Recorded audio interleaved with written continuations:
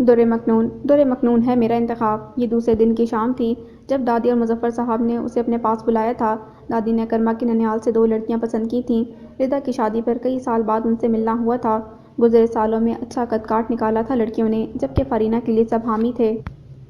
گھر کے باقی افراد اپنی اپنی مصروفیات میں مگن تھے۔ موقع اچھا تھا۔ اکرما نے ان دونوں کی بات سننے کے بعد کئی دنوں کی سوچ بچار اور اپنے دل و دماغ کے متفقہ فیصلے کو اپنے بزرگوں کے سامنے لا رکھا۔ وہ دونوں یقیناً اس خبر کے لیے تیار نہ تھے۔ یکدم ساکت رہ گئے۔ کچھ لمحے کمرے میں سکوت طاری رہا، جسے اکرما کی سنجیدہ آواز نے توڑا۔ کیا میں نے کچھ غلط کہہ دیا ہے دادی؟ اس کی نظریں دونوں کو چھو کر پلٹی تھیں، تاہم سوال صرف دادی سے تھا۔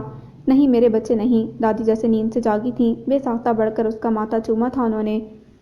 ان کی حیرت بھری خوشی کا کوئی ٹھکانہ ہی نہ تھا۔ وہ سوچ بھی نہیں سکتی تھیں کہ اکرما فارینہ جیسی ہم مزاج اور اپنے آئیڈیل پر 100% اترتی لڑکی کو چھوڑ کر در مکنون کا نام لے گا۔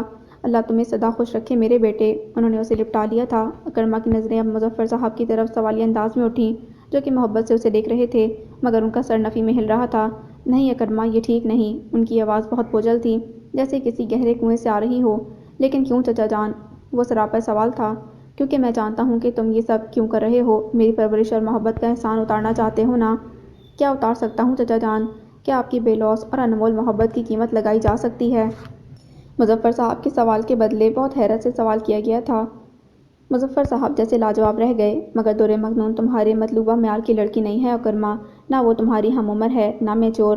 مجھے نہیں لگتا کہ یہ فیصلہ تمہیں خوش رکھ سکے گا بیٹا۔ انہوں نے بھی کسی مسکراہٹ سمیت کہا تھا۔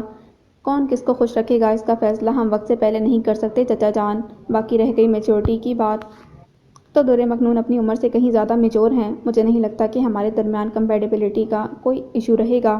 وہ مضبوط لہجے میں اعتماد سے بولا تھا۔ مظفر صاحب چند ثانیہ اسے جانچتی تولتی نظروں سے دیکھتے رہے۔ کیا تم اس کے ساتھ ہونے والے حادثے سے واقف ہو؟ انہوں نے جیسے ٹوٹ کر سوال کیا تھا، جس کے جواب میں اس نے نگاہوں کا زاویہ بدل کر سر اس بات میں ہلا دیا۔ مجھے در مکنون بہت عزیز ہے اکرما، مگر تم بھی کم پیارے نہیں۔ میں تمہاری آنے والی زندگی کو اس طرح داؤ پر نہیں لگا سکتا۔ چند ثانیہ سوچتے رہنے کے بعد وہ جیسے کسی نتیجے پر پہنچ کر بولے تو اکرما سمیت دادی بھی حیران رہ گئیں۔ اور یہ کوئی معمولی بات نہیں تھی۔ اکرما بے اختیار اٹھ کر ان کے قدموں کے پاس کارپٹ پر جا بیٹھا۔ چچا جان کی محبت پر اسے بہت مان اور ہمیشہ یقین رہا تھا، مگر وہ اسے اس قدر چاہتے ہوں گے، یہ اس نے کبھی نہ سوچا تھا۔ در مکنون ان کی اپنی اولاد تھی، اور اولاد کی خاطر انسان بڑی سے بڑی قربانی دینے کو تیار ہو جاتا ہے۔ مگر مظفر صاحب کے خلوص کا اس سے بڑھ کر اور کیا ثبوت ہو سکتا تھا کہ وہ بیٹی کی خوشیوں کی خاطر بھتیجے کے مستقبل کی قربانی دینے کو تیار نہ تھے۔ وہ اپنے خون کے لیے بھی خود غرض نہیں ہوئے تھے۔ ان کے اس اخلاص نے اکرما کے گویا روم روم کو جکڑ لیا تھا، اور یہ وہ احساس تھا جس نے اسے اپنے فیصلے پر ثابت قدم رہنے میں محوس کا کام کیا تھا۔ کیوں چچا جان؟ قریب بیٹھتے ہوئے اس نے سہولت سے استفسار کیا۔ مظفر صاحب نے کچھ نہ سمجھتے ہوئے اسے حیرت سے دیکھا۔ کیونکہ مجھے تم سے محبت ہے اکرما، تم میرے بیٹے ہو، اور ایک باپ اپنے بیٹے کو پریشانی میں نہیں ڈال سکتا۔ تو کیا بیٹا دیکھ سکتا ہے والد کو دن رات تڑپتے اور پریشان ہوتے؟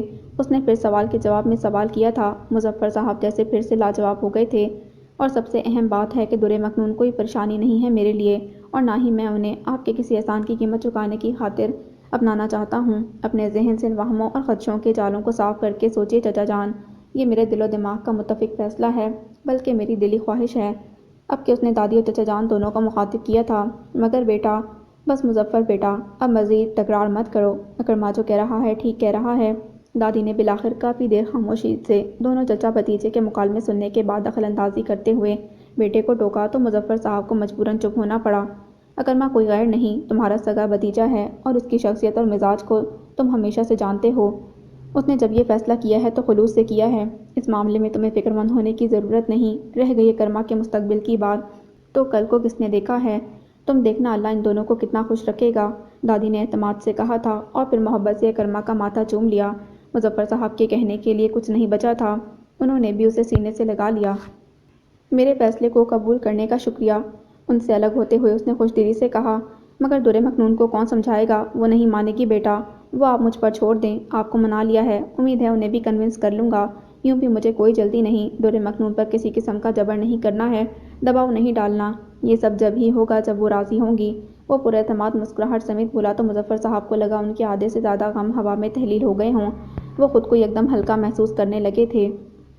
خبر تھی کہ بم سارہ شیرازی کے حواسوں پر یوں پھٹی کہ کتنے ہی لمحے وہ بدحواس سی شوہر کی شکل دیکھے گئیں۔ ابھی کل ہی تو ردا اور آصف کے کمرے سے جھگڑے کی آوازیں سن کر انہوں نے دل میں سوچا تھا کہ کسی طرح ردا کو اس معذور بندے سے طلاق دلوا کر اکرما کی دلہن بنانے کے لیے ساس بیٹی اور شوہر کو ہم خیال بنانے کی کوشش کی جائے، اور آج یہ خوشخبری ان کے گوش گزار کی گئی تھی۔ مگر یہ کس طرح پاسبل ہے؟ آپ نے اس لڑکی کی ذہنی حالت دیکھی ہے؟ کیا وہ اکرما جیسے ویل کوالیفائڈ اور جینیس بندے کے ساتھ چل سکتی ہے؟ آپ نے یہ سوچا کیسے؟ انہوں نے انتہائی زہر خون لہجے میں استفسار کیا۔ یہ میں نے نہیں، اکرما نے سوچا ہے۔ اس نے منتخب کیا ہے در مکنون کو۔ مظفر صاحب نے فخر اور خوشی سے بتایا تو سائرہ بیگم کے چہرے پر طنزیہ مسکراہٹ پھیل گئی۔ اماں نے مجبور کیا ہوگا اسے۔ نہیں، اماں تو خود لائن تھی اس کے فیصلے سے۔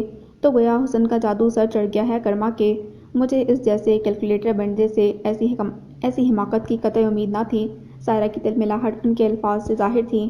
چلو تمہارا سر درد تو ختم ہوا نا، تم تو اس کو سیٹل کرنا چاہ رہی تھیں، انہوں نے بیوی کی طرف طنزیہ نظروں سے دیکھتے ہوئے کہا تو سائرہ غصے سے پھٹ پڑی۔ اس گھر سے دور کرنا چاہتی تھی میں اسے، اپنی نظروں کے سامنے سے ہٹانا چاہتی تھی، اور آپ اسے میرے سینے پر زندگی بھر مونگ دلوانے کے لیے اسی گھر میں رکھنا چاہتے ہیں۔ نہیں Muzaffar, this is not gonna be possible. ان کی آنکھوں میں گویا خون اتر آیا تھا۔ مظفر صاحب نے انہیں کرب سے دیکھا۔ وہ تمہاری بیٹی، تمہاری بھانجی ہے سائرہ۔ نہیں ہے وہ میری کچھ بھی، نہ بھانجی نہ بیٹی، وہ صرف صوفیہ کی اولاد ہے، اور میں اسے اس گھر میں برداشت نہیں کروں گی مظفر۔ اگر اکرما بیوقوفی کر رہا ہے تو ہمیں اسے سمجھانا ہوگا، اور اس سے بہتر پارٹنر ڈیزرو کرتا ہے وہ۔ چراغ پا انداز میں اپنے ہٹ دھرمی کا اظہار کرتی سائرہ بیگم کمرہ چھوڑ گئی تھیں۔ مظفر صاحب سر پکڑ کر صوفے پر بیٹھ گئے۔ کبھی کبھی ان کا دل چاہتا تھا کہ وہ سائرہ کو در مکنون سے ان کے رشتے کے متعلق حقیقت سے باخبر کر دیں، مگر اس کے بعد بے اعتمادی کا جو طوفان شیرازی ولا میں آتا، وہ اسے واقف تھے۔ سائرہ اپنی اولاد کو اس طرح بنا ان کی مرضی اور فیصلے کے کسی کی گود میں دینے پر انہیں کبھی معاف نہ کرتیں، خاص طور پر ان کی کوکھ سے جنم لینے والی صوفیہ اور زاہد کے سونے آنگن کو اپنے وجود سے رونق بخشی ہے۔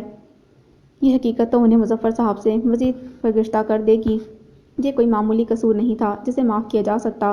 سائرہ کی جذباتی اور غسیل طبیعت کا انہیں اچھی طرح اندازہ تھا۔ وہ انہیں حقیقت بتا کر اس عمر میں اپنا گھر تباہ نہیں کر سکتے تھے، اور سائرہ اس معاملے میں تحمل سے کام لیں ایسا طور ممکن نہیں تھا۔ وہ اس مزاج کی انسان ہی نہیں تھیں۔ پھر قصور مظفر شیرازی کا بھی چھوٹا نہیں تھا۔ جس عورت کو وہ اپنا جھوٹا برتن نہ دیتیں، اپنی اترن نہ دیتیں، مظفر صاحب نے ان کی جیتی جاگتی اولاد اس دشمن کے سپرد کی تھی، بھلا یہ جرم قابل معافی تھا؟ ہرگز نہیں۔ شیرازی ولا کا نمبر ڈائل کر کے ایک بار پھر اس نے لائن کاٹ دی تھی۔ رابطہ منقطع ہو گیا تو ٹوں ٹوں کی آواز آنے لگی۔ اس نے بیزاری سے فون کریڈل پر رکھ دیا۔ در مکنون کو ہاسپٹل سے خارج ہوئے مہینہ بھر ہونے کو آیا تھا، اور اس دوران اس کی خیریت سے مکمل طور پر ناواقف رہا تھا۔ دل کی بے چینی حد سے سوا تھی۔ آج پھر اس نے شیرازی ولا کا نمبر ڈائل کر کے رابطہ منقطع کر دیا تھا۔ کبھی خیال آتا کہ اینی کو در مکنون کے ہاسپٹلائز ہونے کی بابت بتائے تو کم از کم اس کے ذریعے ہی کوئی خبر ملے، مگر پھر خیال آتا کہ یہ بات شہرین کو پتہ چلی تو وہ پوچھے بنا نہ رہے گی، اور در مکنون کے معاملے میں وہ شہرین سے قدرے خائف تھا۔ شاید در مکنون کے معاملے میں اس کے دل کا چور اسے خائف کر دیتا تھا، یا شاید واقعی شہرین کی آنکھیں بولتی تھیں، مگر آج اسے ضبط نہیں ہو سکا اور اس کی انگلیاں لاہور کا نمبر ڈائل کرنے لگی تھیں۔ مجھے یقین نہیں آتا اکرما کہ تم اس قدر فضول فیصلہ بھی کر سکتے ہو۔ وہ اسٹڈی میں بیٹھا کل کے لیکچر کے لیے مواد ڈاؤن لوڈ کر رہا تھا کہ سائرہ بیگم اچانک اس کے سر پر آ سوار ہوئیں۔ اکرما گہری سانس بھر کر ان کی طرف متوجہ ہوا۔ پلیز بیٹھیے چچی جان۔ اس نے اٹھ کر ان کے لیے کرسی کھولی اور پھر ان کے بیٹھتے ہی ان کے مقابل رکھی کرسی سنبھال لی۔ میرا فیصلہ اتنا غلط بھی نہیں، اگر آپ غور کریں۔ خاموشی کے مختصر وقفے کے بعد وہ بولا تو اس کا لہجہ ٹھہرا ہوا تھا، انداز سے اعتماد جھلکتا تھا۔ کیا خاک غور کروں؟ مجھے تو یہ سمجھ نہیں آیا کہ آخر تم نے کیا سوچ کر اتنا بڑا ڈیسیژن لیا؟ آخر اس لڑکی کے پاس ہے ہی کیا جو کسی کو متاثر کر سکے؟ حیرت ان کے چہرے سے ہویدا تھی۔ ان کا فیملی بیک گراؤنڈ، وہ آپ کا خون ہے؟ اس نے برجستہ جواب دیا۔ لہجہ البتہ مؤدبانہ تھا، اور ایسے معاملات میں فیملی بیک گراؤنڈ بہت میٹر کرتا ہے۔ میں اسے اپنا خون نہیں مانتی، وہ بدکی۔ نہ ماننے سے حقیقت تو نہیں بدل جائے گی چچی جان۔ در مکنون صرف آپ کی بھانجی نہیں بلکہ ذمہ داری بھی ہے، پھر آپ خود بھی تو ان کو سیٹل کرنا چاہ رہی تھیں۔ ہاں مگر اس طرح نہیں۔ میں اس کے لیے پرپوزلز دیکھ رہی ہوں، کہیں بھی بات بنا دوں گی اس کی، مگر تم کیوں خود کو تباہ کرنا چاہتے ہو؟ تمہیں ذرا بھی اندازہ نہیں ہے کہ وہ لڑکی تمہاری زندگی برباد کر دے گی۔ 2 دن میں تنگ آ جاؤ گے اس سے، وہ کسی کا گھر بسانے کے لائق نہیں، بعد میں پچھتاؤ گے تم۔ سائرہ دو بدو بولی۔ ان کے لہجے کی ہٹ درمی نے اکرما کو لمحے بھر کے لیے بولنے سے روکا تھا، مگر وہ منتظر تھیں۔ اور اگر آپ کا منتخب کردہ شخص پچھتانے لگا تو؟ کل کو جس سے آپ نے در مکنون کی شادی کی وہ بندہ تنگ آ گیا تو کیا آپ در مکنون کو واپس اس گھر میں آنے دے سکیں گی؟ زوہا، ردا اور زارا کے ان لاس کو کیا جواب دیں گی آپ؟ توقف کے بعد جب وہ بولا تو اس کا لہجہ سرد اور استفسار تلخ تھے۔ سائرہ اس کے لیے تیار نہیں تھی، لاجواب سی چند لمحے اسے تکتی رہیں۔ تو کیا تم یہ سب صرف اس لیے کر رہے ہو؟ ان کا لہجہ کچھ سوچتا ہوا تھا۔ اکرما نے ان کی سوچ کو ضرب لگائی تھی۔ نہیں، میں اتنا سیلف لیس بھی نہیں ہوں۔ تو پھر ہر انسان کی طرح مجھے بھی اچھے پارٹنر کی تلاش تھی، اور میں سمجھتا ہوں کہ دور مکنون میں وہ تمام qualities. Oh come on, stop it Ikrama, انہوں نے استہزائی انداز میں اس کی بات کاٹی۔ صاف کہو، تم کو مظفر نے پریشرائز کیا ہے نا؟ یہی سچ ہے نا؟ بلیو می، ایسا بالکل بھی نہیں، یہ میرا ذاتانہ فیصلہ ہے، اس نے سنجیدگی سے کہا۔ سائرہ بیگم نے اسے جانچتی نظروں سے دیکھا۔ کہیں اس کا حسن تو وجہ نہیں بنا تمہارے فیصلے کی؟ انہوں نے کس قدر کھل کر پوچھ لیا تھا۔ اکرما نے نظریں جھکا لیں، پھر گہری سانس بھر کر بولا، صرف حسن وجہ کافی نہیں ہوتی اتنے بڑے فیصلے کی۔ تو پھر وہ سوالیہ ہوئیں۔ میں سمجھتا ہوں کہ میرا یہ فیصلہ شرازی فیملی کے حق میں بہتر ثابت ہوگا۔ پلیز چچی جان، آپ اس معاملے کو دوسرے پرسپیکٹو سے دیکھیں۔ گھر کی بات گھر میں رہے تو بہتر ہے۔ وہ جانتا تھا سائرہ اپنی ساکھ کے لیے کس قدر حساس تھیں، مگر وہ تمہیں خوش نہیں رکھ سکے گی، تو میں انہیں خوش رکھنے کی کوشش کروں گا۔ تمہیں یقین ہے کہ وہ مان جائے گی؟ امید ہے کہ منوا لوں گا۔ ایک بار پھر سوچ لو اکرما، کہیں زندگی برباد نہ ہو جائے۔ ایک ستم رسیدہ لڑکی کو اپنانے سے دنیا اور آخرت بھی سنور سکتی ہے۔ یہ ہمدردی تمہیں مہنگی پڑے گی۔ میں نہیں سمجھتا کہ یہ فیصلہ محض ہمدردی کی بنا پر ہے۔ اس کا آخری فقرہ نپا تلا تھا، لہجہ گہرا اور ہموار تھا۔ سائرہ نے اسے دیکھا۔ وہ بہت لحاظ اور ادب سے بات کر رہا تھا، مگر چہرے کے تاثرات گواہ تھے کہ وہ فیصلہ کر چکا ہے، اور اب اس پر اثر انداز ہونا اس کے لیے ممکن نہ تھا۔ سائرہ بیگم کی طرف سے خاموشی پا کر دادی نے زوہا کو بلا لیا تھا۔ اس کے ذریعے اکرما کا پرپوزل دور مکنون تک پہنچایا گیا۔ خبر اس قدر اچانک اور ناقابل یقین تھی کہ کتنی ہی دیر دور مکنون حیرت سے اسے تکتی رہی۔ ہم سب بہت خوش ہیں دوری کہ اکرما نے تمہیں چوز کیا ہے، مگر کچھ نہیں۔ سچ کہوں دور مکنون، اکرما بہت نفیس انسان ہے۔ ہو سکتا ہے اس سے زیادہ ہینڈسم گڈ لکنگ شخص دنیا میں اور بھی کوئی ہو، اس سے زیادہ ارن کرنے والا بھی کئی اور ہو، مگر یقین کرو اکرما جیسا دل ہر ایک کے پاس نہیں۔ زوہا اس کے اوصاف گنوا رہی تھی جن سے دور مکنون بھی واقف تھی۔ مجھ سے نہیں ہوگا زوہا باجی، وہ روحان سی ہو گئی۔ اکرما کے لیے انکار مت کرو دوری، وہ بہت اچھا ہے، اسی لیے تو انکار کر رہی ہوں آپی۔ آئی ڈونٹ ڈیزرو ہم۔ اس نے زوہا کے دونوں ہاتھ اپنے ہاتھوں میں دبوچ کر کچھ اس لہجے میں کہا کہ وہ بہت چاہنے پر بھی مزید کچھ نہ کہہ سکی۔ بالکل چپ چاپ سادن سے کاٹن کے جوڑے میں ملبوس مناسب نقوش والی کلثوم اس وقت اس کے ساتھ ہاسٹل کے آفس میں بیٹھی تھی۔ ویسے تو یہ گرلز ہاسٹل یونیورسٹی کے طلباء کے لیے مخصوص تھا، مگر سرفراز کے اسر و رسوخ کے باعث کلثوم کو یہاں روم شیئر کرنے کی اجازت مل گئی تھی، اور اسے یہاں تک لانے کی ڈیوٹی اس نے زاویار کے سر لگائی تھی، جسے وہ ناگوار خاطر پورا کرنے کے لیے یہاں چلا آیا تھا۔ یہ لڑکی اس کے حساب پر کسی کوڑے کی طرح برستی تھی، نہ جانے کیوں۔ یہ لیں کچھ پیسے، اور یہ سرفراز کے کانٹیکٹ نمبرز ہیں۔ واجبات ادا کرنے اور تمام ضروری امور نپٹانے کے بعد وہ اس کی طرف مڑا تھا۔ کلثوم نے خالی خالی نظروں سے اس کے ہاتھ میں پکڑا لفافہ دیکھا۔ وہ 20-21 سال کی لڑکی تھی، جس کے چہرے پر کشش تھی اور نقوش میں ملاحت۔ دیکھنے میں کوئی سیدھی سادی لگتی تھی، اپنے طبقے کی مخصوص چھاپ اس کی شخصیت کا حصہ تھی۔ یہ لیں پکڑیں۔ اسے گمسم دیکھ کر اس نے قدرے اونچی آواز میں کہا تو وہ چونکی۔ مجھے یہاں کب تک رہنا ہے؟ اس کا سوال توقع کے خلاف تھا۔ زاویار انصاری کو اس کی آنکھوں میں خوف اور دہشت نظر آئی۔ اس کی آنکھوں میں جھلکتی یہ کیفیت اس نے دور مکنون کی آنکھوں میں بھی دیکھی تھی۔ اسے لگا لمحے بھر کے لیے دور مکنون سامنے آ کھڑی ہو۔ معلوم نہیں، اس نے سر جھٹک کر جواب دیا۔ اس بار اس کے لہجے میں عجیب سی ٹوٹ پھوٹ تھی۔ اسے اب سمجھ آیا کہ یہ لڑکی اس کے حساب کے لیے کیوں تکلیف دہ ہے۔ کیا مجھے یہاں کوئی ملنے آئے گا؟ دوسرا سوال یقیناً وہ اپنے والدین کے متعلق پوچھ رہی تھی۔ جواباً اس نے بے بسی سے ہونٹ بھینچتے ہوئے شانے اچکا دیے۔ کلثوم چند سیکنڈ فرش پر نظریں جمائے کھڑی رہی، اور پھر اس کی انگلیوں میں دبے لفافے اور وزٹنگ کارڈز کو نرمی سے کھینچ کر پلٹ گئی۔ زاویار اسے کوریڈور کی طرف جاتا دیکھ رہا تھا کہ اچانک کلثوم نے پلٹ کر اس کی طرف دیکھا، اور اس لمحے نہ جانے کیسے اس کے لبوں پر دوستانہ سی اداس مسکراہٹ پھیل گئی تھی۔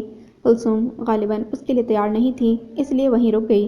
اگلے ہی لمحے زاویار کے قدم اس کی طرف بڑھ رہے تھے، اور اس کا ہاتھ والیٹ سے اس کا اپنا وزٹنگ کارڈ نکال کر کلثوم کی طرف بڑھا رہا تھا۔ کہتے ہیں ذہین وہ ہے جو دوسروں کے تجربے اور اپنے مشاہدے سے سیکھے، لیکن وہ جو اپنے تجربے سے بھی کچھ اخذ نہ کر سکے، اسے آپ کی ڈکشنری میں بھلے جو بھی کہتے ہوں، میری لغت میں اس کا نام دور مکنون ہی ہے۔ لان کی ماربل سے بنی سیڑھیوں پر وہ گھٹنوں پر بازو لپیٹے سامنے لگے سولر لیمپس پر نظر جمائے بیٹھی تھی۔ یہ لیمپس دن بھر جتنی شمسی توانائی جمع کرتے، ساری کی ساری رات کو روشنی کی ضرورت میں لان میں پھیلا دیتے۔ لان میں رات کے باوجود ٹھیک ٹھاک روشنی تھی، اور وہ اس وقت رات کے 2 بجے بڑی احتیاط سے دادی کی آنکھ نہ کھل جائے ان کے پہلو سے اٹھ کر یہاں آ بیٹھی تھی۔ نیند نہیں آ رہی تھی۔ آج کل دل میں جیسے ادھم سا مچا تھا۔ زوہا نے اکرما کی خواہش کیا اس کے سامنے رکھی، جیسے اسے حیرت کے دریا میں دھکیل دیا تھا۔ وہ پروقار شخصیت، دوستانہ مزاج والا، اعلیٰ تعلیم یافتہ شخص اکرما اس کا طلبگار ہے۔ بات تو حیرت کی تھی نا کہ جس بندے کو ایک سے ایک تعلیم یافتہ خوبصورت لڑکی کا رشتہ مل سکتا تھا اور اس کے ساتھ زندگی گزارنا چاہتا تھا، وہ جو اپنا سب کچھ لٹا بیٹھی تھی۔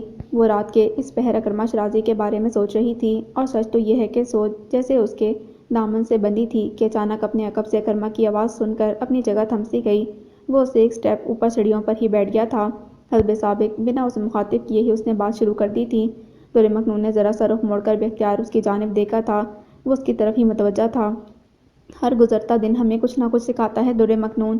زندگی استاد کی طرح نہیں ہوتی۔ استاد تو سبق دے کر امتحان لیتا ہے، جبکہ زندگی امتحان لے کر سبق دیتی ہے، اور اگر انسان اس سبق سے بھی اپنے فیصلوں میں پختگی حاصل نہ کر سکے تو خود ہی سوچئے کہ وہ کس طرح ایک کامیاب زندگی گزار سکتا ہے۔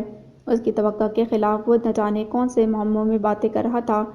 دور مکنون کو لگا اس لفظ اس کے سر کے اوپر سے گزر رہا ہے۔ ہمیشہ کی طرح اس کے چہرے کے تاثر پر اکرما نے گہری سانس بھری تھی۔ یہ ہمارا المیہ ہے دور مکنون کہ مسلم معاشرے میں سو کالڈ مذہبی شعور کے باوجود ہم آج تک صرف اس عورت کی عزت کرتے ہیں جو ہمارے ساتھ کسی نہ کسی حوالے سے کسی نہ کسی رشتے کے تحت منسلک ہوتی ہے، ہماری بہن، ماں، بیٹی یا بیوی یا بھانجی بھتیجی۔ ہم آج تک بحیثیت قوم عورت کی عزت کرنا نہیں سیکھ سکے۔ ہم رشتوں کا احترام کرتے ہیں، صنف کا نہیں۔ کیا آپ اس تلخ حقیقت سے ایگری کرتی ہیں؟ اکرما کی بات سن کر اس نے گہری سانس بھر کر سر ہلا دیا۔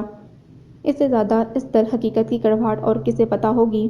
تو پھر آپ نے بلا سوچے سمجھے کیوں انکار کیا؟ بالآخر یہ سوال اکرما کے لبوں پر آ ہی گیا، جس کی توقع وہ گزشتہ ہفتے بھر سے کر رہی تھی، اور یہی وجہ تھی کہ وہ اسے چھپتی پھر رہی تھی۔ اس کا سر مجرمانہ انداز میں جھک گیا۔ ہر انسان خود کو اچھا سمجھتا ہے۔ میرے خیال میں برا انسان نہیں ہوں۔ میری فیملی آپ جانتی ہیں، تعلیم اور جاب سے بھی واقف ہیں۔ دیکھنے میں غالباً ٹھیک ٹھاک ہوں، اور سیرت بھی بقول لوگوں کے معقول ہے۔ پھر کیا وجہ ہے کہ آپ نے انکار کیا؟ آخر میری شخصیت میں بھلا کون سے فلاز ہیں کہ آپ نے کھرا انکار کر دیا؟ کچھ روشنی ڈالیں گی آپ؟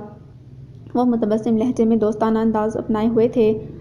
دور مکنون کے ماتھے پر پسینے کے قطرے نمودار ہونے لگے۔ اپنے بارے میں بات کرتے ہوئے خاصی کسر نفسی سے کام لیا گیا تھا۔ ایسی بات نہیں، وہ بمشکل کہہ سکی۔ تو پھر آپ نہیں سمجھیں گے؟ آپ سمجھانے کی کوشش تو کریں۔ وہ سیڑھیوں کے سٹیپس پر پاؤں لمبے کرتے ہوئے لسانیت سے بولا۔ دور مکنون کی نظریں اس کے پیروں پر پڑیں جو اب اس نے لان کی گھاس پر رکھ دیے تھے۔ میں آپ کو ڈیزرو نہیں کرتی۔ ایک صبر آزما وقفے کے بعد بالآخر دور مکنون نے ہی کہہ دیا تھا۔ گویا آپ مجھے اپنے لائق نہیں سمجھتی، وہ برجستہ بولا تھا۔ دور مکنون نے بے چینی سے مڑ کر اس کی طرف دیکھا۔ ایسی بات نہیں ہے۔ آپ جانتے ہیں کہ میرا کیا مطلب ہے۔ آپ بہت اچھے انسان ہیں، بلکہ آپ اور مظفر انکل جیسے اچھے لوگوں کی وجہ سے ہی تو لوگوں کا انسانیت پر اعتماد قائم ہے۔ مگر یہ بھی سچ ہے کہ میں آپ کو کسی مصیبت میں نہیں ڈال سکتی۔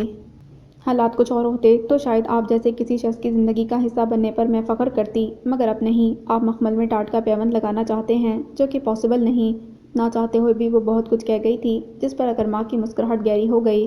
وہ برجستہ بولا، لیکن میں اپنی زندگی میں صرف آپ کو شامل کرنا چاہتا ہوں۔ لہجہ مضبوط تھا۔ کچھ تھا اس کے چہرے پر جس نے دور مکنون کو یکدم چپ کرا دیا، اور اس کے خاموش ہونے پر جو جملہ اکرما کے منہ سے نکلا، اس نے دور مکنون کے دل و دماغ کو اپنی گرفت میں لے لیا۔ یہ ٹھیک نہیں ہے۔ لاشوں کو کندھوں پر اٹھا کر زیادہ دور تک نہیں چلا جا سکتا۔ آپ کیوں ترس کھا رہے ہیں مجھ پر؟ وہ بے اختیار کہہ اٹھی تھی۔ اس کا لہجہ بھیگنے لگا تھا۔ آپ سے کس نے کہا کہ میرا یہ فیصلہ ترس یا ہمدردی پر مبنی ہے؟ جواباً اکرما نے برجستہ سوال کر لیا تھا، جس پر دور مکنون نے اس کی آنکھوں میں قدرے حیرت سے دیکھا۔ تو پھر؟ یہ دو الفاظ جیسے اس کے چہرے پر لکھے تھے، تاہم لب خاموش تھے۔ اکرما کی آنکھوں میں کچھ تھا۔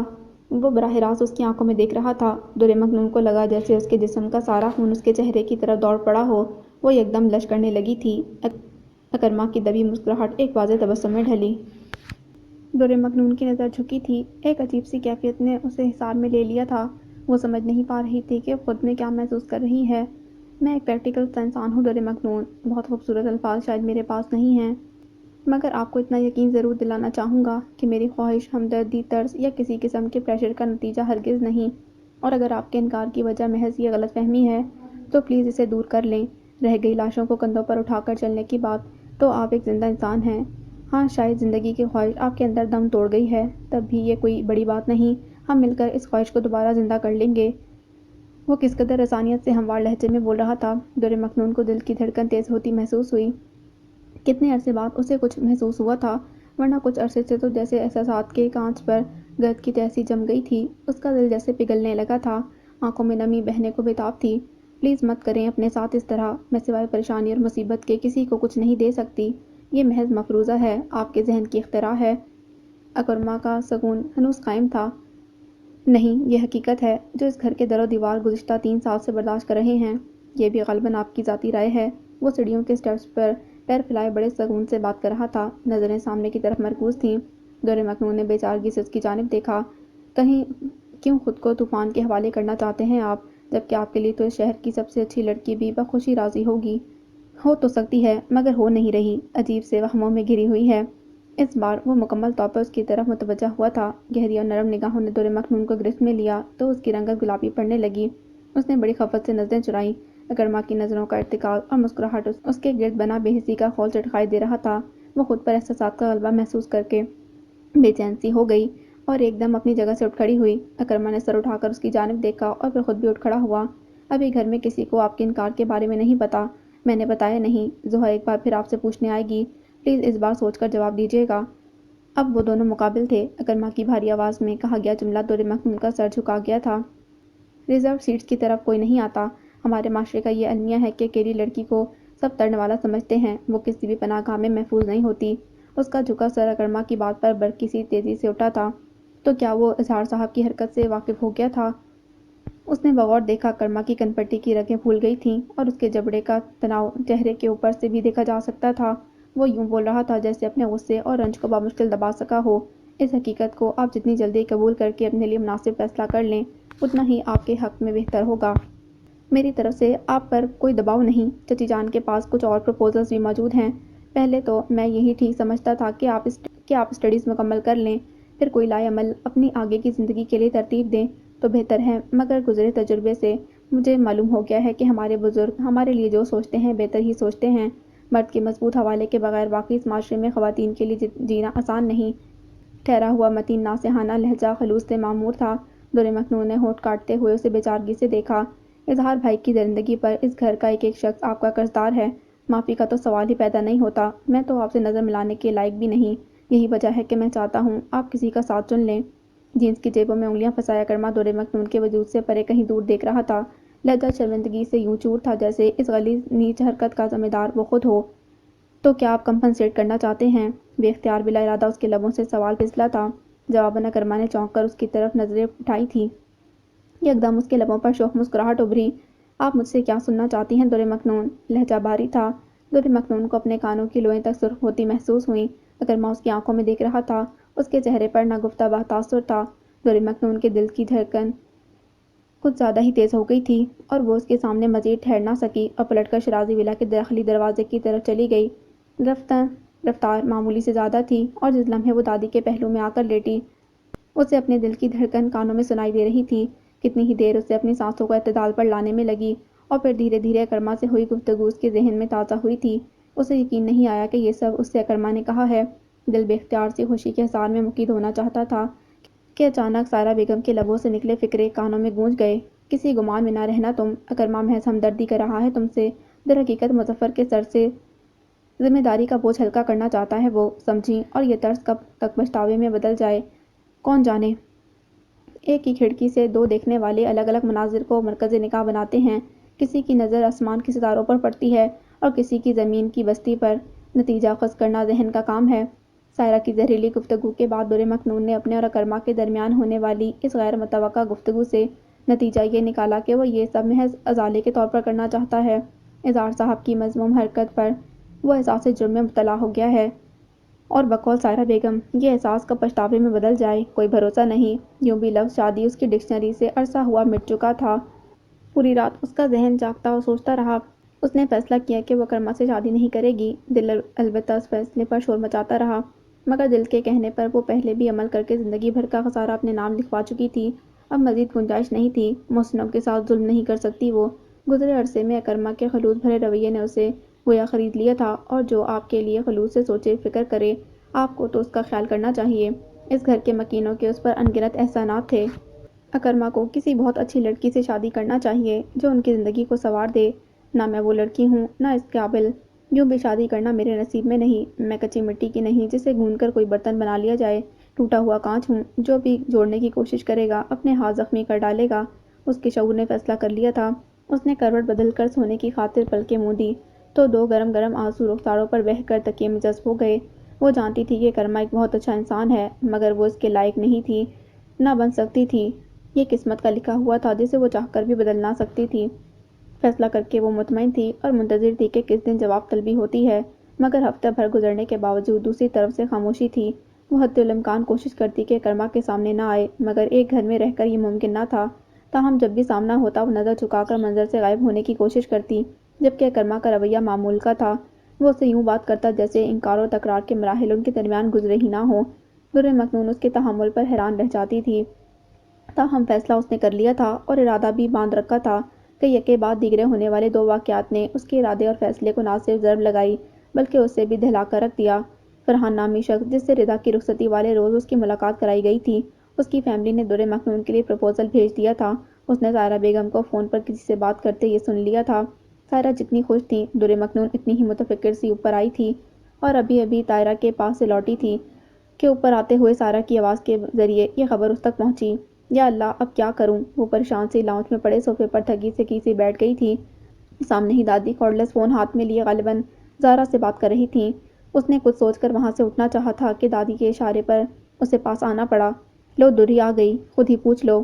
اس کے نزدیک آتے ہی دادی نے کہہ کر فون اس کی طرف بڑھا دیا تھا۔ مرتا کیا نہ کرتا، اسے کارڈلیس تھامنا ہی پڑا۔ دوسری طرف زہرا تھی، اس کی خیریت اور صحت کے متعلق کچھ دیر اس سے بات کرتی رہی اور پھر اچانک ہی فون اظہار صاحب نے لے لیا۔ در مکنون کے اعصاب جیسے منجمد ہو گئے۔ کیا حال ہے سالی صاحبہ؟ استہزائیہ لہجہ گویا اس کی بے بسی کا مذاق اڑا رہا تھا۔ سامنے دادی بیٹھی تھیں۔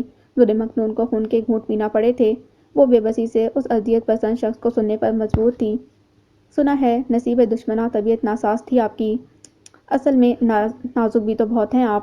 بظاہر وہ بڑے نارمل لہجے میں بات کر رہے تھے۔ در مکنون کے لیے لمحہ لمحہ بھاری تھا، زبان پر تالے پڑ گئے تھے۔ وہ حیرت اور صدمے سے چور تھی کہ اتنی گری ہوئی حرکت کرنے کے بعد بھی وہ شخص کس دھڑلے سے اسے بات کر رہا تھا۔ ہمیں پتہ چلا کہ کرما کی شادی کے لیے لڑکیاں دیکھی جا رہی ہیں، ہم آئیں گے اور اب تو ضرور آئیں گے، جو کام ادھورا رہ گیا ہے اسے بھی تو پورا کرنا ہے۔ اظہار صاحب ہنستے ہوئے کچھ ایسے لہجے میں بولے کہ در مکنون کا پورا جسم ٹھنڈا پڑ گیا، ریڑھ کی ہڈی میں جیسے برف سی اتر گئی تھی۔ اس نے دیکھا دادی اٹھ کر کمرے کی طرف جا رہی تھیں۔ کپکپاتی انگلیوں سے اس نے یکدم بٹن پش کر کے لائن کاٹ دی تھی۔ اس وقت اس کی حالت ایسی تھی کہ جیسے جسم کا سارا خون نچوڑ لیا گیا ہو، پورا وجود جیسے زلزلوں کی زد پر تھا۔ اظہار صاحب کے جملے میں چھپی دھمکی پر اس کا دل پتے کی طرح کانپ رہا تھا۔ وہ بمشکل اپنی جگہ سے اٹھ کر دادی کے ساتھ والے کمرے میں آ چھپی۔ اس کے ہاتھ پاؤں اس وقت بری طرح کپکپا رہے تھے، شدید ٹھنڈ کا احساس ہو رہا تھا۔ اس نے طاقت جمع کر کے الماری کے نچلے خانے سے کمبل نکالا اور اوڑھ کر صوفے پر ہی لیٹ گئی، اور کمبل اپنے ارد گرد کچھ ایسے لپیٹ لیا جیسے خود کو سب کی نظروں سے چھپا لینا چاہتی ہو۔ گرمیوں کے دن تھے مگر اس پر کپکپاہٹ طاری تھی۔ فرحان اور اظہار صاحب کے حیولے اس کے تصور کے پردے پر آ کر اسے دھندلا کر رہے تھے۔ اس نے زور سے آنکھیں بند کر کے خود کو اذیت بھری سوچوں سے نجات دلانے کی کوشش کی۔ اینی سے در مکنون کے متعلق یہ جان کر کہ وہ پہلے سے بہتر ہے، اس نے خود کو بہت پرسکون محسوس کیا۔ صبح صبح آفس کے لیے نکلنے سے پہلے اس نے لاہور کال کی تھی۔ بظاہر گھر والوں کی خیریت دریافت کرنا تھی، مگر وہ جانتا تھا کہ اینی سے بات ہوئی تو وہ ضرور در مکنون کی بابت بات کرے گی۔ ماضی میں اس کی اسی روٹین کے باعث تو وہ دھیرے دھیرے لاشعوری طور پر در مکنون کے بارے میں سوچنے لگا تھا۔ در مکنون کو کیا پسند ہے، کیا ناپسند ہے، وہ کیسا لباس پہنتی ہے، وہ کون سی خوشبو لگاتی ہے، اس کی تعلیمی سرگرمیاں، غیر نصابی مشاغل، اس کے سونے جاگنے کے اوقات۔ فرض کے در مکنون کے بارے میں چھوٹی سے چھوٹی بات بھی اس سے کرنے کی عادی تھی، اور وہ اینی کی یہ بک بک بے دھیانی سے سنتے سنتے نہ جانے کب اور کیسے در مکنون کے ذکر میں لاشعوری طور پر دلچسپی لینے لگا۔ اور پھر وہ زاویات جسے کسی دوسرے کے بارے میں سوچنے کی عادت نہیں تھی، وہ کبھی کبھار انصاری ہاؤس والی در مکنون کا منتظر رہنے لگا۔ آج بھی یہی ہوا۔ اسے اینی سے در مکنون کے بارے میں مکمل رپورٹ مل گئی تھی۔ ویسے بھائی آپ کو چاہیے تھا کہ آپ شہری آپی کو دری کے بارے میں بتاتے تو وہ کچھ دیکھ بھال ہی کر لیتی۔ کیوں، وہ ہیڈ نرس لگی ہے ہاسپٹل میں، وہ جلا کر بولا تھا۔ اینی ہنس پڑی۔ توبہ ہے زبی بھائی آپ سے، آپ اس قدر چڑھتے کیوں ہیں آپی سے؟ تمہیں اس فکر میں پڑنے کی ضرورت نہیں کہ میں اسے کیوں چڑھتا ہوں۔ اب ذرا فون بند کرو، مجھے آفس کے لیے نکلنا بھی ہے۔ اب کہ اس نے ڈپٹ بھی دیا تھا، جس پر اینی نے ہنسی دبا کر اللہ حافظ کہہ دیا۔ رات وہ ٹھیک ٹھاک بخار میں تپتی رہی تھی۔ دوسرے دن چھٹی تھی، مگر دادی کے ساتھ وہ بھی صبح جلدی جاگ گئی تھی۔ بخار اتر گیا تھا۔ حسب معمول نیچے سب سو رہے تھے، لہٰذا دادی نے اوپر ہی ناشتہ تیار کر لیا۔ ٹیبل پر اکرما کا اس سے سامنا ہوا تو وہ محسوس کیے بنا نہ رہ سکا کہ وہ اپسٹ ہے۔ چائے کی سپ لیتے وہ مسلسل اس کے چہرے کے اتار چڑھاؤ کو نوٹ کر رہا تھا۔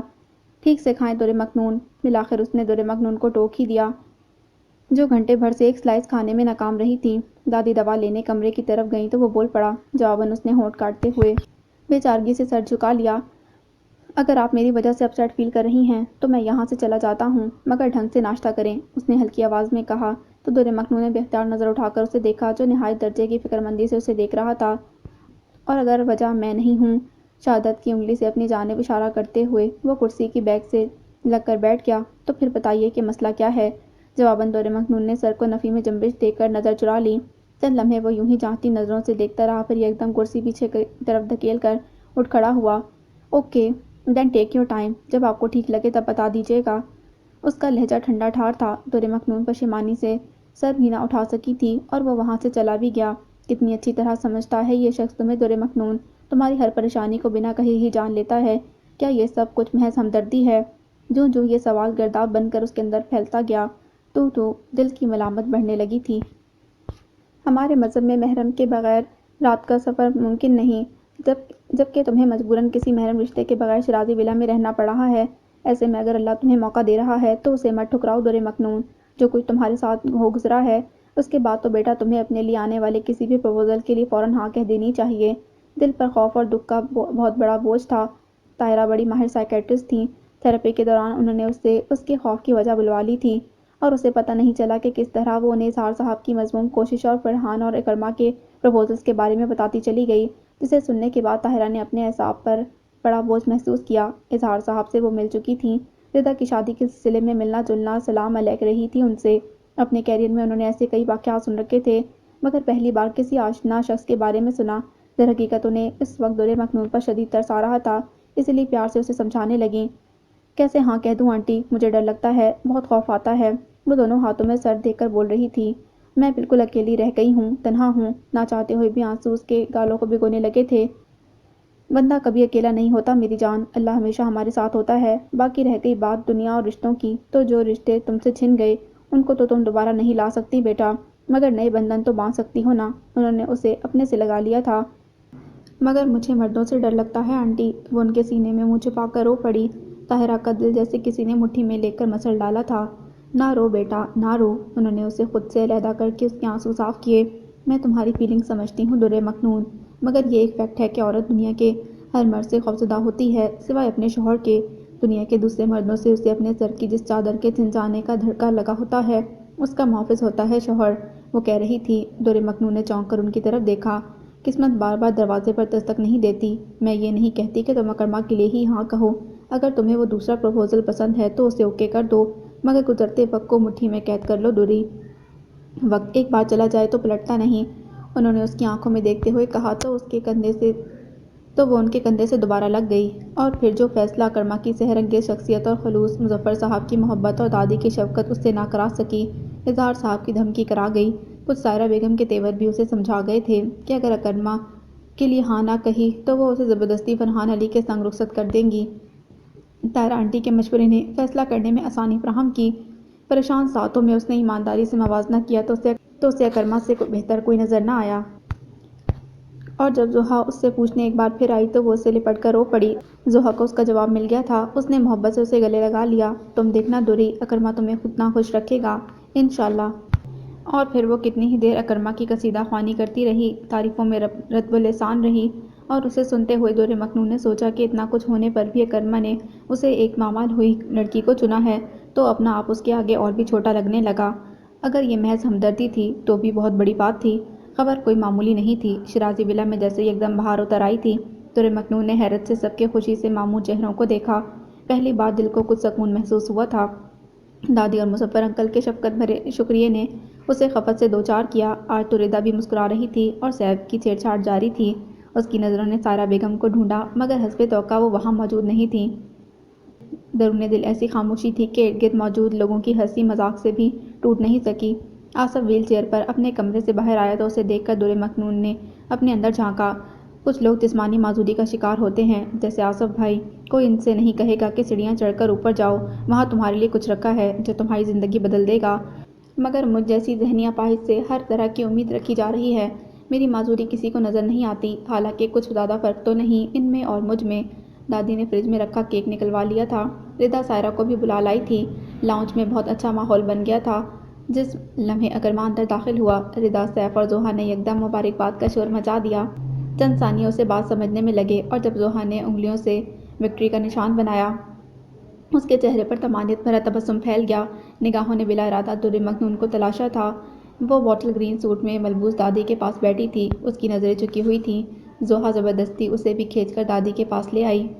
چلو بیٹھو اکرما، منہ میٹھا کرو، ہم سب تمہارا ویٹ کر رہے تھے کہ آؤ گے تو یہ کیک کاٹیں گے۔ در مکنون کے ساتھ والے صوفے پر اسے دھکیلتے ہوئے زوہا نے کہا تو وہ اسے آنکھیں دکھاتا بیٹھ گیا۔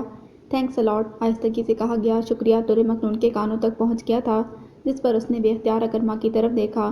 نہ جانے اس کے چہرے پر کیا کھوجنا چاہ رہی تھی۔ اکرما اسے اپنی طرف اس قدر توجہ دیکھتا پا کر معنی خیزی سے مسکرا دیا۔ کچھ زوہا نے بھی شرارت سے کھنکارا تو وہ خفت سے سر جھکا گئی۔ فون کر کے طاہرہ کو بھی بلوا لیا گیا تھا، ساتھ میں فرینہ بھی تھی۔ در مکنون مبارک سلامت کے شور میں اکرما اور فرینہ کو غائب دماغی سے دیکھتی رہی، اور اس کے ذہن میں ان دونوں کو ہنستا مسکراتا دیکھ کر عجیب عجیب سے تانے بانے بنتے رہے۔ اسی دم زارا کی کال بھی آ گئی تھی۔ زوہا نے اسے مطلع کر دیا تھا۔ مبارکباد کے لیے جب فون در مکنون کی طرف بڑھایا گیا تو اس کے چہرے پر لکھا خوف پڑھتے ہوئے اکرما نے ہاتھ بڑھا کر فون لے لیا۔ انداز معمول کا سا تھا، جیسے اسے خبر ہی نہ ہو کہ زوہا نے فون در مکنون کی طرف بڑھایا تھا۔ اگلے لمحے وہ بہت خوش مزاجی سے زارا سے ہم کلام رہا، اور جب اظہار صاحب فون پر آئے تو اس کے لہجے کی سختی، برودت اور حقارت بھری نفرت اس کے لہجے سے جھلک رہی تھی۔ اور کسی نے تو محسوس نہیں کیا، مگر ساتھ بیٹھی در مکنون کی مڑی ہوئی گھنی پلکوں نے نمی کو بمشکل اندر کی جانب دھکیلا تھا۔ بہت مختصر سے چند فقرے جواب میں کہہ کر اس نے فون دادی کو تھما دیا، اور پھر کیک اٹھا کر کھانے ہی لگا تھا کہ در مکنون کے خالی ہاتھوں کی طرف نظر گئی۔ بے اختیار اس نے پلیٹ در مکنون کی طرف بڑھا دی۔ بے خیالی میں یہ حرکت اس سے سرزد ہو گئی تھی، جس پر وہاں موجود ینگ جنریشن نے اتنا شور مچایا کہ وہ دادی اور چچا کے سامنے جھیپ کر رہ گیا۔ در مکنون بھی گلابی پڑ گئی تھی۔ پھر کافی دیر تک ہلا گلا رہا۔ سیف اور سعد اس کے سر ہو گئے کہ سب کو کسی ہوٹل میں ٹریٹ دے۔ ارے آپ سب میرے پیچھے کیوں پڑ گئے ہیں؟ در مکنون سے کہیں، ویسے بھی لیڈیز فرسٹ کا اصول بھی کوئی چیز ہے۔ وہ بڑوں پر پانی نہیں پڑنے دے رہا تھا۔ شرم کرو کرما، پرپوز تم نے کیا تھا دوری کو، اب اس نے ہاں کہہ دی ہے تو فرض تمہارا بنتا ہے کہ ٹریٹ دو ہمیں۔ زوہا لڑاکا طیارہ بن کر آ گئی تھی، جس کا ساتھ ردا اور سیف نے بھی دیا، لہٰذا اس نے بظاہر بحالت مجبوری حامی بھر لی۔ در مکنون نے پریشانی سے اسے دیکھا۔ ایک نمبر کا کنجوس ہے یہ دوری، تم اس کی فکر مت کرو، اکاؤنٹ بھرا ہے اس کا، مگر ہم پر خرچ کرتے جان جاتی ہے اس کی۔ تم ابھی سے لگام میں کس لینا، نہیں تو بعد میں پچھتانا پڑے گا تمہیں۔ زوہا نے اس کی ہچکچاہٹ محسوس کی تو صاف صاف بولی، بہت افسوس کی بات ہے زوہا، میں تمہیں ٹریٹ دے رہا ہوں اور تم میری ہی ہونے والی مسز کے کان بھر رہی ہو۔ That's not fair at all. جواب میں اکرما نے زوہا کو آڑے ہاتھوں لے لیا تھا۔ تمہاری مسز بعد میں ہوگی، پہلے میری کزن ہے، ہمیشہ سے۔ زوہا نے خوشی سے ساتھ کھڑی در مکنون کو لپٹا لیا۔ اس کے انداز میں جو محبت تھی، در مکنون کا اندر اسے بھیگنے لگا۔ یا اللہ، اس قدر عزت میں تو اس قابل نہ تھی۔ پھر وہ نہ جانے کب تک لڑتے جھگڑتے رہے۔ ردا در مکنون کو اپنے ساتھ اوپر لے آئی، اور پھر اس کے نہ کرتے بھی دادی کے کہنے پر اسے شیفون کا فیروزی کلر کا سوٹ پہننا پڑا، جس کی تراش خراش نہایت حسین تھی۔ ردا نے آئی لائنر لگا کر مہرون لپسٹک لگا دی تھی، ساتھ میں میچنگ جولری تھی۔ یہ سوٹ ردا کے ولیمے کے لیے سائرہ نے بطور خاص اس کے لیے سلوایا تھا۔ اس نے احتجاج کرنا چاہا، مگر آج کوئی کچھ بھی سننے کو تیار نہ تھا، لہٰذا اس نے اپنے آپ کو ردا کے حوالے کر دیا۔ وہ سر سے پیر تک جب اسے سجا کر نیچے لائی تو فون پر ولی کو خبر سناتے اکرما کی نگاہیں خیرہ ہو گئیں۔ اس کی نظر در مکنون پر پڑی تو کتنی دیر پلٹ نہ سکی۔ ارریزسٹیبل، ایک بار پھر دل نے ایمانداری سے رائے دی۔ دادی اور مظفر صاحب نے ساتھ جانے سے منع کر دیا تھا کہ بچے ان کی موجودگی میں ٹھیک سے انجوائے نہیں کر سکیں گے۔ سائرہ بیگم نے بھی موقع غنیمت جانا اور ساتھ جانے سے انکار کر دیا۔ آصف نے بھی جان چھڑانی چاہی تھی، مگر سعد اور اکرما نے ایک نہ سنی۔ اکرما ڈرائیونگ سیٹ پر آ بیٹھا تو زوہا نے در مکنون کو زبردستی اس کے ساتھ والی سیٹ پر بٹھا دیا۔ باقی سب کہاں ہیں؟ ردا کو بھیجو ادھر۔ اکرما نے کسی کو بھی اس کی طرف نہ آتا دیکھ کر پوچھا۔ کوئی بھی کباب میں ہڈی بننے کو تیار نہیں، آپ دونوں نکلیں، ہم سب پیچھے آ رہے ہیں۔ زوہا دونوں کو شوق نظروں سے دیکھتی آگے بڑھ گئی۔ در مکنون بے بسی سے اسے جاتا دیکھتی رہی۔ یہ سب بھی نا کمال ہیں، اکرما نے کار سٹارٹ کرتے ہوئے کہا۔ اس کا لہجہ متبسم تھا۔ در مکنون شیشے کے پار دیکھنے لگی۔ چند لمحے خاموشی رہی، جس کو اکرما کی آواز نے توڑا۔ آر یو ہیپی در مکنون؟ سوال تھا کہ منوٹن و بوجھ وہ کچھ دیر بول ہی نہیں سکی، پھر ذرا سا رخ موڑ کر اکرما کی جانب دیکھا۔ کیا آپ خوش ہیں؟ سوال در سوال وہ پوچھ رہی تھی۔ کیا نہیں ہونا چاہیے؟ گہری مسکراہٹ، تر و تازہ لہجہ اور آنکھوں میں مخاطب کو زیر کرنے والے تمام رنگ دور مکنون کی پلکوں پر گویا منو بوجھ آ دھرا۔ پھر بقیہ تمام راستہ وہ دونوں خاموش رہے، مگر گاہے بگاہے اکرما کی پڑھنے والی نظریں اسے بلش کرتی رہیں۔ تاہم ان تمام احساسات پر ایک احساس حاوی تھا، اور وہ تھا ڈر کا۔ اس تنہائی میں اسے احساس ہوا کہ وہ اکرما سے بھی دوسرے مردوں کی طرح خوفزدہ ہے، اور اس تکلیف دہ احساس سے جان چھڑانا آسان نہ تھا۔ جینس کے پائچے پنڈلیوں تک مڑے وہ سمندر کے ٹھنڈے پانی میں کھڑا تھا۔ چاند کی آخری تاریخ تھی، اس لیے آسمان پر اور گہرے سمندر پر دبیز اندھیرے کا راج تھا۔ ہر طرف صرف شڑ شڑ کرتی منہ زور لہروں کا شور تھا، اور وہ ان سب سے بے نیاز اندھیرے میں کسی لامتناہی نقطے پر نگاہیں جمائے کھڑا تھا۔ عجیب ہی ہول اور بھیانک سا منظر تھا، مگر زاویار انصاری کے اندر پھیلے سکوت اور خاموشی کو کسی شے نے بھی ضرب نہیں لگائی تھی۔ چند گھنٹوں پہلے نازیہ خالہ کے منہ سے نکلنے والے الفاظ اسے جیسے جڑوں سے اکھاڑ کر لے گئے تھے۔ دور مکنون کی اگلے ماہ شادی طے ہو گئی ہے۔ ڈنر ٹیبل پر بظاہر آسما سے کہتے در حقیقت اسے ہی سنایا گیا تھا۔ چمچے سے چاول کھاتے وہ بری طرح ٹھٹکا تھا۔ نظر اٹھا کر اس نے گویا تصدیق کے لیے نازیہ خالہ کی جانب دیکھا۔ اچھا، مگر کس سے؟ آسما نے آہستگی سے سوال کیا۔ ان کے لہجے میں تعصب بول رہا تھا۔ زاویار جانتا تھا کہ کیوں۔ سائرہ کے جیٹ کا بیٹا ہے نا اکرما، اس سے آج صبح فروزہ سے ملاقات ہوئی تو اس نے بتایا۔ نازیہ نے اپنی اور سائرہ کے مشترکہ دوست کا نام لیا۔ میرا خیال ہے یہ وہی لڑکا ہے جس سے خولہ کی بات چلائی تھی زارا نے۔ گہری سانس بھر کر آسما نے بہن کی بات پر اظہار رائے کیا تھا۔ بہت کوالیفائڈ اور ڈیسنٹ ہے اکرما، دونوں کا کپل خوب جچے گا۔ نازیہ کا ستائشی انداز واضح تھا۔ زاویار کی آنکھوں میں اکرما کا حوالہ در آیا۔ پچھلے 6 ماہ میں اس سے کئی بار ملنا ہوا تھا، اور در حقیقت وہ اسے نظر انداز نہیں کر سکا تھا، مگر آج اس کا ذکر دور مکنون کے ساتھ آیا تو جیسے وہ برداشت نہ کر سکا۔ اگلے لمحے وہ چمچہ پلیٹ میں پٹک کر اٹھ کھڑا ہوا تھا۔ نازیہ اور آسما ایک ساتھ چونکی۔ کہاں جا رہے ہو زبی؟ کھانا تو پورا کھا لو۔ آسما متفکر ہو گئیں۔ ضروری کام ہے مجھے، دیر سے آؤں گا، آپ کھانا کھا لیں اطمینان سے۔ بگڑے موڈ میں بیزاری سے کہہ کر وہ گھر سے نکل گیا۔ تو کیا یہ طے ہے کہ اب عمر بھر نہیں ملنا؟ تو پھر یہ عمر بھی کیوں تم سے گر نہیں ملنا؟ نمکین ہوا اور نمکین پانی نے اس کے اندر کی بیزاری کو کچھ اور بڑھا دیا تھا، جبکہ اس کا دل دور مکنون کو پکارنے میں مصروف تھا۔ دور مکنون، میں جانتا ہوں کوئی حق نہیں رکھتا تم پر، مگر محبت کرتا ہوں تم سے۔ پتہ نہیں میرا احساس جرم زیادہ ہے یا تمہارے لیے میرے اندر پلنے والی محبت۔ اور دیکھو نا، یہ محبت اس قدر زور آور ہے کہ تمہیں اپنے ہاتھوں کھو دینے کے بعد آج میں حوصلہ ہارنے لگا ہوں، ٹوٹنے لگا ہوں۔ اسے اپنے چہرے پر نمی کا احساس ہو رہا تھا۔ نہ جانے یہ نمی سمندر کی دین تھی یا اس کی آنکھوں سے بہہ نکلی تھی۔ وہ ڈپریشن کی اس حد پر تھا کہ اس وقت کچھ بھی کر گزرنے کو دل چاہ رہا تھا، اور اسے احساس بھی نہیں ہوا کہ وہ سمندر کے کھلے پانیوں میں نہ جانے کتنے میٹر آگے چلا آیا ہے۔ لہریں اسے پچھاڑنے کو بےتاب تھیں، بپھری ہوئی تھیں۔ اسی اثناء میں اس کی پولر شرٹ کے اوپری جیب میں رکھے سیل فون کی وائبریشن نے کوئی 20ویں بار اسے متوجہ کیا، اور اس بار اسے نادیدہ قوت نے مجبور کیا تھا گویا۔ اس نے جیب میں ہاتھ ڈال کر سیل فون نکالا اور اسکرین پر نظر جما دی۔ کلثوم کا نام ڈسپلے پر جگمگا رہا تھا۔ نمی کے باعث اسکرین بہت دھندلی ہو رہی تھی، مگر اس گھپ اندھیرے میں اس کا سیل جگنو کی مانند لگ رہا تھا۔ 20 مس کال تھیں۔ اس کے شعور نے جیسے کوئی الارم دیا۔ چند لمحوں کے لیے اس کا دھیان چونکا تھا کہ اچانک ایک بڑی لہر نے اسے سر سے پیر تک اپنی آغوش میں لے لیا۔ وہ اس زور آور لہر کا گویا مقابلہ نہیں کر سکا۔ سیل فون اس کے ہاتھ سے چھوٹ گیا تھا۔ اگلے ہی لمحے وہ سرد نمکین پانی میں غوطے کھا رہا تھا۔ لہر پلٹ کر اسے ساتھ لے جانے کی صحیح کرنے لگی، جبکہ وہ اپنی تمام تر طاقت کو بروئے کار لا کر ساحل کی طرف جانے کی کوشش کر رہا تھا۔ کتنے ہی لمحے اسی جدوجہد میں گزرے، حتیٰ کہ لہروں کا زور کچھ لمحوں کے لیے تھما۔ یہ موقع غنیمت تھا۔ اس نے ایک بار پھر اپنی قوت کو مجتمع کر دیا اور پھر پوری طاقت لگا کر مخالف سمت میں تیرنے کی کوشش کی۔ اس کا پورا جسم ریت سے اٹ گیا تھا۔ اندھیرے کے باعث وہ محض اندازے سے تیر رہا تھا، اور پھر کئی منٹوں کی کوشش کے باعث بمشکل وہ ساحل تک پہنچ سکا تھا۔ اس کی سانسیں بری طرح پھول چکی تھیں۔ وہ گیلی ریت پر لیٹ کر لمبے لمبے سانس لینے لگا۔ باوجود کوشش کے پانی اس کے اندر بھر گیا تھا۔ اس نے اپنے اعصاب کو کنٹرول کرنے کی جدوجہد کی۔ ایک بار پھر وہ موت کو اس قدر قریب سے چھو کر لوٹ آیا تھا۔ کتنی ہی دیر وہ ریت پر اوندھے منہ پڑا رہا۔ اسے شدید متلی محسوس ہو رہی تھی، اور سر میں درد ہونے لگا تھا، اور پھر اچانک اسے کیا آئی تھی۔ اس کے بعد اسے کچھ آرام آیا۔ کیا ہو سکتا ہے؟ کیا ہونے والا ہے؟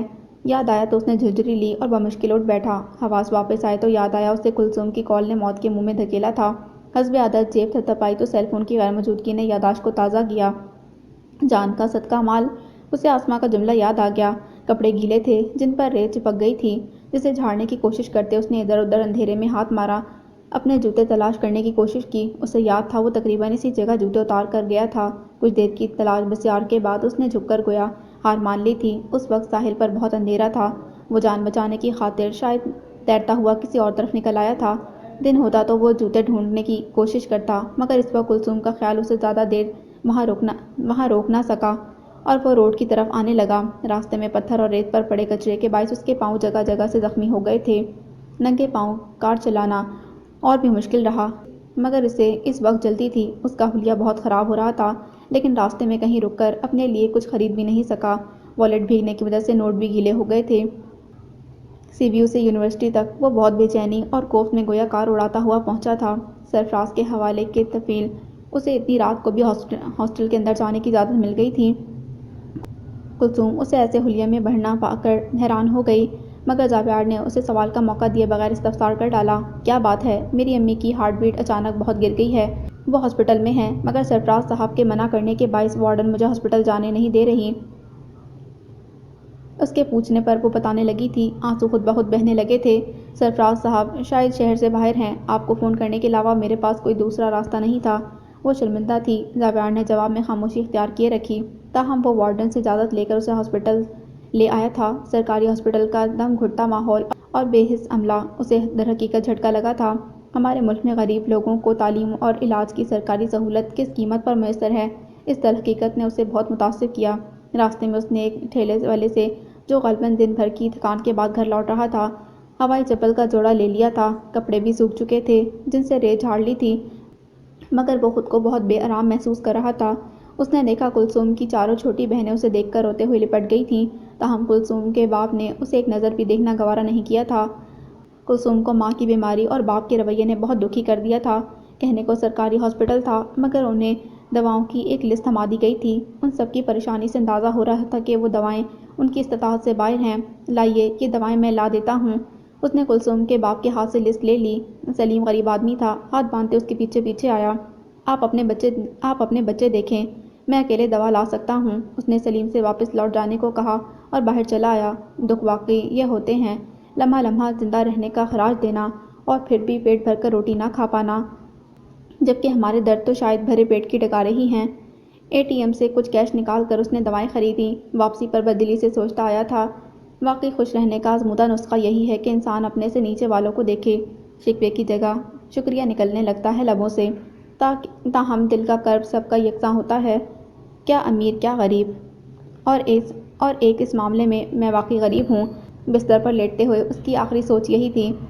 پھر بقیہ رات در مکنون اور سمندر کی لہریں اس کے خوابوں میں بھی ہلچل مچاتی رہیں، اور کہیں کہیں کلثوم کا خیال بھی ابھرتا رہا۔ تاڑنے والے بھی قیامت کی نظر رکھتے ہیں، میں نے تو پہلے ہی پوت کے پاؤں پالنے میں دیکھ لیے تھے۔ بقول شاعر، نگاہیں تاڑ لیتی ہیں محبت کی اداؤں کو، چھپانے سے زمانے بھر میں شہرت اور ہوتی ہے۔ ولی کی تو گویا مراد بر آئی تھی۔ خبر سنتے ہی ولی سیدھا شرازی ولا آ پہنچا تھا۔ اکرما اس کی بکواس سننے کے لیے ذہنی طور پر تیار تھا۔ ہلکے سے مسکرا دیا، بائی دا وے، یہ معمہ حل کیسے ہوا؟ تم تو میرے لاکھ کہنے پر بھی 100% انکاری تھے۔ ولی سر ہوا، اس کو قسمت کا کھیل کہتے ہیں۔ سوال سنجیدہ تھا، جواب بھی متانت بھرا ملا۔ جواباً ولی اسے گہری نظر سے دیکھ کر مسکرا دیا، پھر شوخی سے ہاتھ اس کی طرف بڑھا دیا، ذرا چٹکی تو کاٹنا، کہیں میں خواب تو نہیں دیکھ رہا۔ جواب میں اکرما نے نہایت سنجیدگی سے اس کے بازو کو ٹھیک ٹھاک سختی سے مروڑا تھا۔ اف ذلیل انسان، شرم کرو ذرا۔ ولی بلبلا اٹھا، جاگ گئے اب خواب سے؟ اکرما کی خوشگوار مسکراہٹ گہری تھی، بہت خوب بھئی، مزاج میں بڑی شوخی آ گئی ہے، آنی بھی چاہیے۔ بقول شاعر، تازہ محبتوں کا نشہ جسم و جان میں ہے، پھر موسم بہار میرے گلستان میں ہے۔ بازو سہلاتے ہوئے اس نے پھر شعر پڑھ ڈالا تھا۔ شعر مکمل ہوتے ہی اکرما کا کرارا ہاتھ ولی کی خیریت دریافت کر گیا۔ کوئی بات نہیں، مار لو، یہ گھسیاہٹ کا رد عمل ہے اور کچھ نہیں، میں جانتا ہوں۔ وہ چڑھانے سے باز نہیں آ رہا تھا۔ اس بار اکرما نے محض گھورنے پر اکتفا کیا۔ اسی اثنا میں در مکنون اوپر آئی تھی۔ ولی اور اکرما کے کہے گئے الفاظ ابھی بھی سماعتوں کا حصہ بنے تھے، اور وہ سوچ رہی تھی کہ بیچارے اکرما کو کیا کیا تعویلیں گھڑنی پڑ رہی ہیں۔ السلام علیکم۔ ولی اسے دیکھ کر چہکا تھا۔ اکرما نے بھی گردن گھما کر دیکھا۔ در مکنون کی نظر لمحہ بھر کے لیے اس سے ملی تھی۔ اس نے آہستگی سے سلام کا جواب دیا تھا، مبارک ہو سسٹر آپ کو، اور ساتھ میں میری طرف سے شکریہ بھی کہ اس باگڑ بلے کے ساتھ زندگی گزارنے کے لیے آپ نے حامی بھر لی۔ لفظ آپ پر زور دیتے اس نے کہا تھا۔ در مکنون کی نظر یکدم جھکی تھی۔ اکرما کی موجودگی سے وہ ویسے ہی جھکی ہوئی تھی۔ ان دونوں نے اسے بڑی دلچسپی سے دیکھا۔ چلیں اس خوشی میں سیلیبریٹ کرتے ہیں۔ ڈنر میری طرف سے اس موسٹ ایلیجبل کپل کے لیے، ولی نے خلوص سے دعوت دی تھی۔ اکرما کی نظر بلا ارادہ دور مکنون کی طرف اٹھی، جس کے گلابی پڑتے چہرے پر گھبراہٹ کی پرچھائیاں یکدم اتر آئی تھیں۔ تھینکس فار دا انویٹیشن ولی، بٹ سم ادر ڈے۔ آج گھر پر کچھ گیسٹ انوائٹ کیے ہیں۔ اس نے ادھر تراشا تھا۔ کون سے گیسٹ؟ ولی نے بھویں چڑھائیں۔ ماما جان کی طرف سے ریلیٹیوز ہیں، دور مکنون کو دیکھا نہیں، اس لیے ملنے آ رہے ہیں۔ اس نے جواب دیتے ہوئے ولی کو سیڑھیوں کی طرف دھکیلا تو وہ لامحالہ بڑھنے لگا۔ یہ کیسا برد دکھاوا ہے جو رشتے طے ہونے کے بعد ہو رہا ہے؟ ولی نے نکتہ اٹھایا تھا۔ وقت بدل گیا ہے، اب رسمیں بدلتی جا رہی ہیں۔ یہ ساری تبدیلیاں تمہاری باری میں ہی ہونا تھیں۔ ایک تو تم خود ایک عجیب الخلقت انسان ہو، اس پر یہ رسمیں، میں تو کہتا ہوں۔ وہ دونوں سیڑھیاں اتر گئے تھے، ان کی آوازیں دور تک چلی گئی تھیں۔ دور مکنون صوفے کی پشت کو مضبوطی سے جکڑے کھڑی تھی۔ ان دونوں کے جانے کے بعد اس نے گہری سانس بھری تو گویا سمجھوتے کی پہلی سیڑھی پر اکرما نے قدم رکھ ہی دیا، اور نہ جانے کب تک میرے باعث انہیں ایسی ہی لنگڑی لولی زندگی گزارنی ہوگی۔ وہ اب تک کھڑی فرش پر اس جگہ نظر ٹکائے ہوئے تھی جہاں ذرا دیر پہلے اکرما موجود تھا۔ دور مکنون کی شادی ہو رہی ہے بھائی، بس میں کراچی آ رہی ہوں۔ اب مجھے اس کی شادی کے ہر فنکشن میں لے جانے کی ذمہ داری آپ کی ہے۔ دماغ خراب ہے تمہارا کیا؟ میں کیا اتنا فارغ بیٹھا ہوں یہاں جو تمہاری خدمت میں دن رات لگا رہوں گا؟ کوئی ضرورت نہیں آنے کی۔ Do you get that? وہ بری طرح دھاڑا تھا، ساتھ ہی کھٹاک سے فون بھی پٹک دیا۔ اینی کے فون نے اسے کھولا دیا تھا۔ ذرا اوپر پہلے شہرین کی کال آئی تھی، اس پر ہونے والی دور مکنون کی شادی کے ذکر نے اسے ویسے ہی جھلسا دیا تھا۔ شہرین کو تو اس نے جھیل لیا تھا کیونکہ وہ اسے کوئی اشارہ نہیں دینا چاہتا تھا، مگر اینی اس کے غصے کا نشانہ بن گئی تھی۔ اس نے اسے بری طرح ڈانٹا۔ کل رات وہ کوئی فجر کے وقت گھر لوٹا تھا۔ آسما اس کے چہرے کے پتھریلے تاثرات کے باعث کچھ پوچھنے کی ہمت نہ کر سکی تھیں، اور اس لمحے انہیں احساس ہوا کہ وہ کس قدر اکیلی ہیں۔ شہریار صاحب ان کے شوہر نہیں تھے کہ وہ ان کو کال کر کے بیٹے کے معاملے میں کچھ بتا سکتی، جبکہ دوسری جانب زاویار کے اندر باہر جیسے انتشار پھیلا ہوا تھا۔ وہ اسی آتش فشانی موڈ میں آفس پہنچا تھا۔ اس کا اظہار اس کی بات بے بات غصہ ہونے سے اچھی طرح ہو رہا تھا۔ اس کے پیون کے ساتھ ساتھ ماتحت افراد کی بھی شامت آ گئی تھی۔ صبح سے یہی چل رہا تھا۔ بالآخر سرفراز اس کے کمرے میں چلا آیا۔ I think I need a break. Sarfaraz کے استفسار پر اس نے بالوں میں انگلیاں پھنسائیں۔ ٹھیک کہتے ہو۔ سرفراز نے اسے بغور دیکھا۔ میں 2 ہفتے کی لیو پر جانا چاہتا ہوں۔ زاویار کی آنکھیں خطرناک حد تک سرخ ہو رہی تھیں۔ کیا تمہیں لگتا ہے کہ جس مسئلے نے تمہیں الجھایا ہوا ہے وہ اگلے 2 ہفتوں میں حل ہو جائے گا؟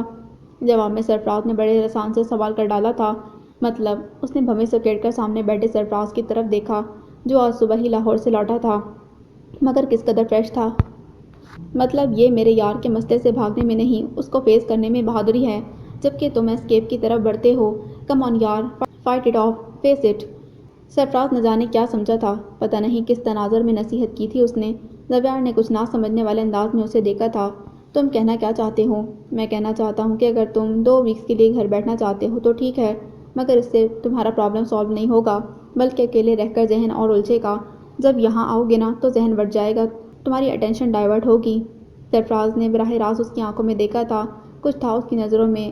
زاویار متفق ہوئے بنا نہ رہ سکا۔ عبید بھائی کی فیملی کراچی آنے والی تھی۔ شرازی ولا میں بھی شادی کی تیاریاں ہو گئی تھیں۔ دور مکنون کے لیے دن سے رات کرنا مشکل تر ہو گیا تھا۔ جو کچھ ہونے جا رہا تھا وہ اس کے اعصاب کے لیے کسی امتحان سے کم نہیں تھا۔ نہ وہ اس کو روک سکتی تھی، نہ خود کو مطمئن کر سکتی تھی۔ خوف، خدشے، اندیشے، آج کل بس ان کے مابین ہی چکرا رہی تھی۔ عام طور پر تمام لڑکیوں کی شادی سے پہلے کے دن بہت بھاری ہوتے ہیں۔ میکے کو چھوڑ جانے کا دکھ تو ملنے والے ساتھی کے مزاج اور عادات سے ناواقفیت کا خوف پریشان رکھتا ہے۔ دوسرے گھر جا کر نہ جانے کن حالات اور کس طرح کے لوگوں سے پالا پڑے، کئی طرح کے تفکرات انہیں پریشان رکھتے ہیں، مگر دور مکنون کی فکریں ان سب سے بالکل الگ تھیں۔ دن کا سکون اور رات کا چین گویا سفر ہستی سے مٹ گیا تھا۔ دوسروں کی بجائے اسے تو اپنے رد عمل سے ڈر لگتا تھا۔ ٹرینکولائزرز کے استعمال کے باوجود وہ سو نہیں پا رہی تھی۔ چند گھنٹے سو کر آنکھ کھل جاتی تھی، گو کہ اسے ڈراؤنے خواب نہیں آتے تھے، تاہم وہ پرسکون نیند بھی سو نہیں پاتی تھی۔ طاہرہ اس کی ذرا ذرا سی تبدیلی کو محسوس کر رہی تھیں، اور باتوں باتوں میں وہ اس کے لاشعور میں چھپے خوف اور خدشات کو بھی جان لیتی تھیں۔ ان کی تحلیل نفسی جیسے تھراپیز کے ذریعے دور مکنون میں مثبت تبدیلیاں آ رہی تھیں، مگر ان کی رفتار بہت کم تھی۔ اس کے لاشعور اور تحت الشعور میں چھپے خوف کو تو وہ نکالنے کی ہر ممکن کوشش کر رہی تھیں، مگر اس احساس کمتری کا کیا کرتی جو اس کی رگ رگ میں گویا خون کی طرح دوڑ رہا تھا۔ اکرما کو انہوں نے 2 دن پہلے اپنے پاس بلایا تھا اور بحیثیت معالج اس سے دور مکنون کی ذہنی حالت اور کیفیت سے متعلق تبادلہ خیال کیا تھا۔ تمہیں دور مکنون کے معاملے میں بہت احتیاط اور نرمی سے کام لینا ہوگا اکرما۔ یہ اس کا ریہیبلیٹیشن کا دور ہے، سمجھو جڑوں سے اکھڑی ہوئی ہے وہ، نئی زمین کو اپنانے میں اسے وقت لگے گا، اور یہ عرصہ کتنا طویل ہوگا یہ تمہارے رویے پر منحصر ہے۔ نازک بیلوں کی آبیاری اور نگہداشت کے لیے بڑے تحمل کی ضرورت ہوتی ہے۔ دور مکنون سے شادی کرنے کا فیصلہ کرنے کے لیے جس قدر حوصلے کی ضرورت تھی، اس سے کہیں زیادہ ہمت تمہیں اس رشتے کو نبھانے کے لیے درکار ہوگی، وہ کہہ رہی تھیں۔ میں سمجھتا ہوں آنٹی، گہری سانس بھر کر اس نے جواباً کہا۔ طاہرہ نے اس کی بات پر اسے غور سے دیکھا، گویا اس کی سوچ کا اندازہ لگا رہی ہوں، اسے جانچ رہی ہوں۔ پلیز ڈونٹ وری، اپنانے کا فیصلہ خلوص سے کیا ہے، نبھانے کی کوشش بھی ایمانداری سے کروں گا۔ ان کے چہرے کو پڑھ کر اس نے ایک بار ضبط اور متبسم لہجے میں کہا۔ طاہرہ بھی مسکرا دیں۔ میں جانتی ہوں بیٹا، تم ایک اچھے اور سمجھدار انسان ہو، بس فکر ہے تو اس بات کی کہ کہیں تم تھک نہ جاؤ، کیونکہ شادی کے بعد کی زندگی کے لیے سوچنا اور پلان بنانا اور بات ہے، مگر عملی زندگی جو ہماری سوچ سے بھی بہت مختلف ہوتی ہے، اس میں ایڈجسٹ کرنا اور معاملہ ہے۔ طاہرہ کی سوچ ان کے چہرے سے ہویدہ تھی۔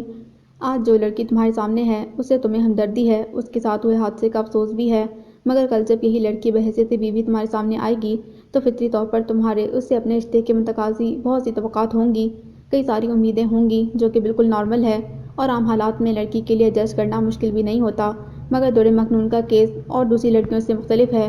اول تو وہ شادی کے لیے ذہنی طور پر تیار نہیں، دوسرے مرد ذات سے بھی خوفزدہ ہے۔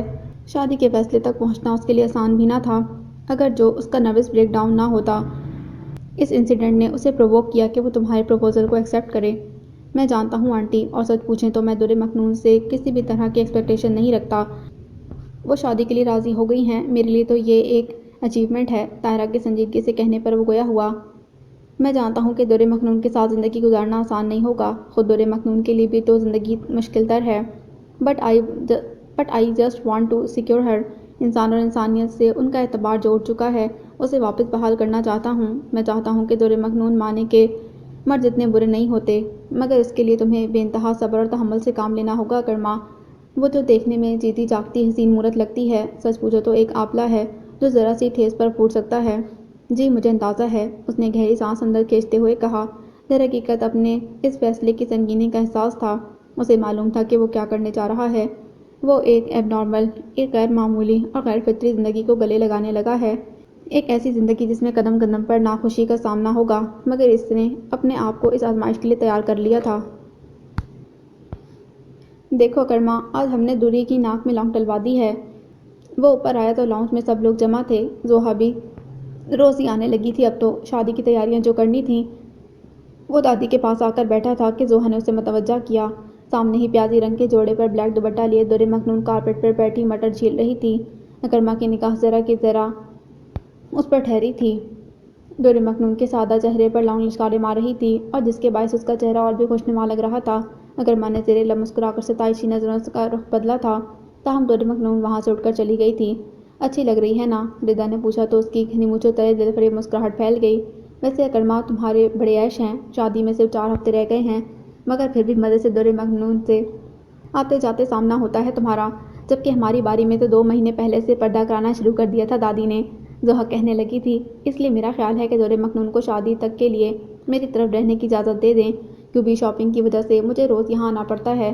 کیوں دادی، کیا خیال ہے آپ کا؟ اپنا خیال ظاہر کر کے اس نے دادی سے پوچھا تھا، مگر اس سے قبل کہ دادی کوئی جواب دیتی، اکرما بول پڑا تھا۔ میرا نہیں خیال کہ دور مکنون کو کہیں بھی جانے کی ضرورت ہے، یہ ان کا گھر ہے اور وہ یہاں کے ماحول میں ایڈجسٹ ہیں۔ اظہار صاحب کے تجربے کے باوجود دور مکنون کے معاملے میں کوئی رسک نہیں لینا چاہتا تھا۔ گو کے ساتھ کے متعلق اسے اچھی طرح سے خبر تھی کہ وہ اس مزاج کا انسان نہیں ہے، مگر دور مکنون کو وہ کسی بھی ذہنی پریشانی سے گزارنا نہیں چاہتا تھا۔ اوہ ہو، کیا بات ہے بھائی، 4 ہفتے کی دوری بھی برداشت نہیں ہے آپ سے اکرما بھائی؟ آخر کو شادی ہو کر وہ آئے گی تو آپ کے پاس ہی، ردا نے لگے ہاتھوں سے چھیڑا تھا۔ بالکل، زوہا نے بہن کا ساتھ دیا۔ یوں بھی ابھی تو وہ تمہاری منکوہا نہیں ہماری بہن ہے، دیکھ رہی ہیں دادی کیسے حق جمانے لگا ہے آپ کا پوتا دوری پر، کیسے فیصلے صادر کر رہا ہے۔ اسے آڑے ہاتھوں لے کر اس نے دادی کی طرف رخ موڑا، جو ان سب کی نوک جھونک پر بردباری سے مسکرا رہی تھیں۔ میں کوئی فیصلہ نہیں کر رہا، بس ایک بات کہہ رہا ہوں، البتہ اگر ہمارے بیچ پردہ کرانا اتنا ضروری ہے تو میں 4 ہفتوں کے لیے ولی کی طرف شفٹ ہو جاتا ہوں، اوکے؟ لسان سے کہہ کر اس نے ایک آپشن سب کے سامنے لا دھرا تھا، اور پھر مسکرا کر اٹھ کھڑا ہوا۔ اپنے روم میں جانے کا ارادہ تھا، وہ مڑا تو سامنے دور مکنون چائے کی ٹرے ہاتھ میں لیے نگاہوں کا مرکز بنی۔ اس نے بغور اسے دیکھتے ہوئے کپ اٹھا لیا تھا، اور پھر بیک وقت دونوں کے لبوں سے نکلا، تھینکس۔ اکرما کا شکریہ تو چائے کے لیے تھا، مگر دور مکنون کا تشکر اکرما کے لبوں پر پھیلنے والی جاندار مسکراہٹ نے دور مکنون کو ایک دم لش کر دیا تھا۔ باقی کسر ردا اور سیف کے کھنکارنے پر پوری ہو گئی۔ "The pleasure is all mine." اکرما کی بھاری دھیمی آواز میں شوخی کا رنگ واضح تھا۔ دور مکنون نظر نہ اٹھا سکی، مگر اکرما اپنا کپ ہاتھ میں لیے اسے ان تینوں کی چھیڑ چھاڑ کے نغے میں چھوڑ کر اپنے کمرے کی جانب بڑھتا گیا اور ہر اٹھتے قدم کے ساتھ اس کی مسکراہٹ دھیمی ہوتی گئی۔ گویا اس نے ٹھیک سمجھا تھا، دور مکنون یہاں سے جانے کو واقعی تیار نہیں تھی، اور چند ہفتوں کے لیے ہی سہی۔ اس کے مدھم لہجے میں تھینکس کہنا اکرما کے فیصلے کو اور بھی مضبوط کر گیا۔ 2 بچے ہیں اس کے، بیوی تیسرے بچے کی پیدائش پر اس کے ساتھ ہی چل بسی۔ عمر بھی کچھ زیادہ نہیں، یہی کوئی 45 سال ہے۔ کھاتا پیتا بندہ ہے صاحب۔ کلثوم اس کے ساتھ خوش رہے گی۔ کلثوم کی ماں کبریٰ کو آج ہاسپٹل سے ڈسچارج ہو جانا تھا۔ وہ سرفراز کے کہنے پر آج یہاں آیا تھا۔ کبریٰ کو سرفراز نے 4 دن ہوئے اس پرائیویٹ ہاسپٹل میں داخل کر دیا تھا، جہاں اس کا علاج اچھی طرح ہوا تھا، اور آج اسے گھر جانے کی اجازت بھی مل گئی تھی۔ وہ یہاں کے واجبات ادا کرنے کے لیے آیا تھا۔ جب کبریٰ نے تنہائی پا کر اس سے کہا، "آپ مہربانی کر کے اسے سمجھائیں، وہ منع نہ کرے، وہ مان جائے گی تو سرفراز صاحب بھی راضی ہو جائیں گے۔" کبریٰ کا لہجہ منت بھرا تھا، "مگر یہ رشتہ کلثوم کے لائق نہیں محترمہ۔" وہ سن کر جیسے ششدر رہ گیا تھا۔ یہ کیسی ماں تھی جو اپنی نازک سی بیٹی کو ایک 2 بچوں والے شخص سے، جو کہ عمر میں اس سے 23-24 سال بڑا تھا، بیاہنے کو تیار تھی؟ جو اس کے ساتھ ہو گزرا ہے صاحب، اس کے لیے اس سے اچھا رشتہ ملنا ناممکن ہے۔ سلیم کی نوکری چھوٹ گئی ہے، بدنامی کے باعث۔ میرے آگے 4 بیٹیاں اور ہیں، یہاں کھانے کے لالے ہیں۔ اس کے بعد میری بیماری، جہیز میں اس کی بدنامی کے سوا ہم اور دے بھی کیا سکتے ہیں؟ وہ بیوقوف ہے، نہیں سمجھتی کہ تقدیر نے اس کے ساتھ کیا کر ڈالا ہے۔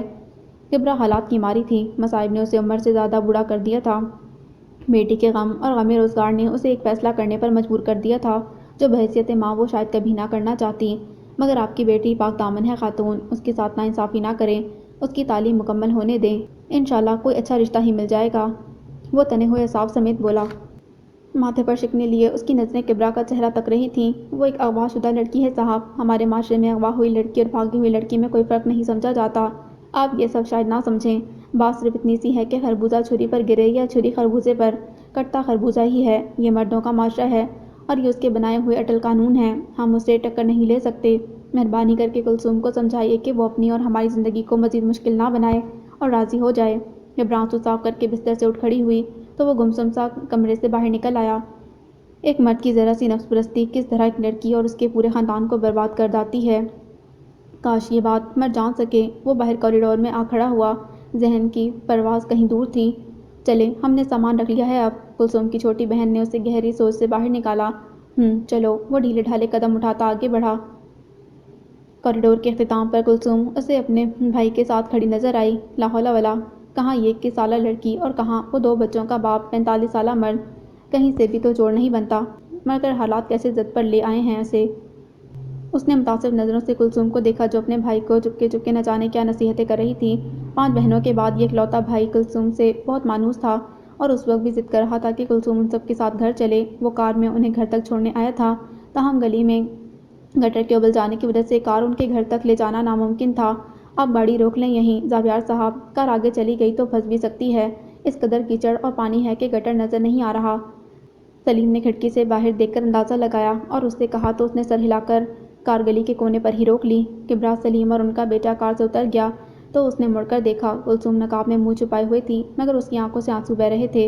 سارے راستے ماں اسے رشتے کے لیے راضی کرتی آئی تھی، شاید اس کا دکھ تھا، یا نہ جانے اپنے گھر کے سامنے سے اجنبیوں کی طرح گزر جانے کا رنج۔ اس نے نظر چرا کر دروازہ کھولا اور خود باہر نکل آیا۔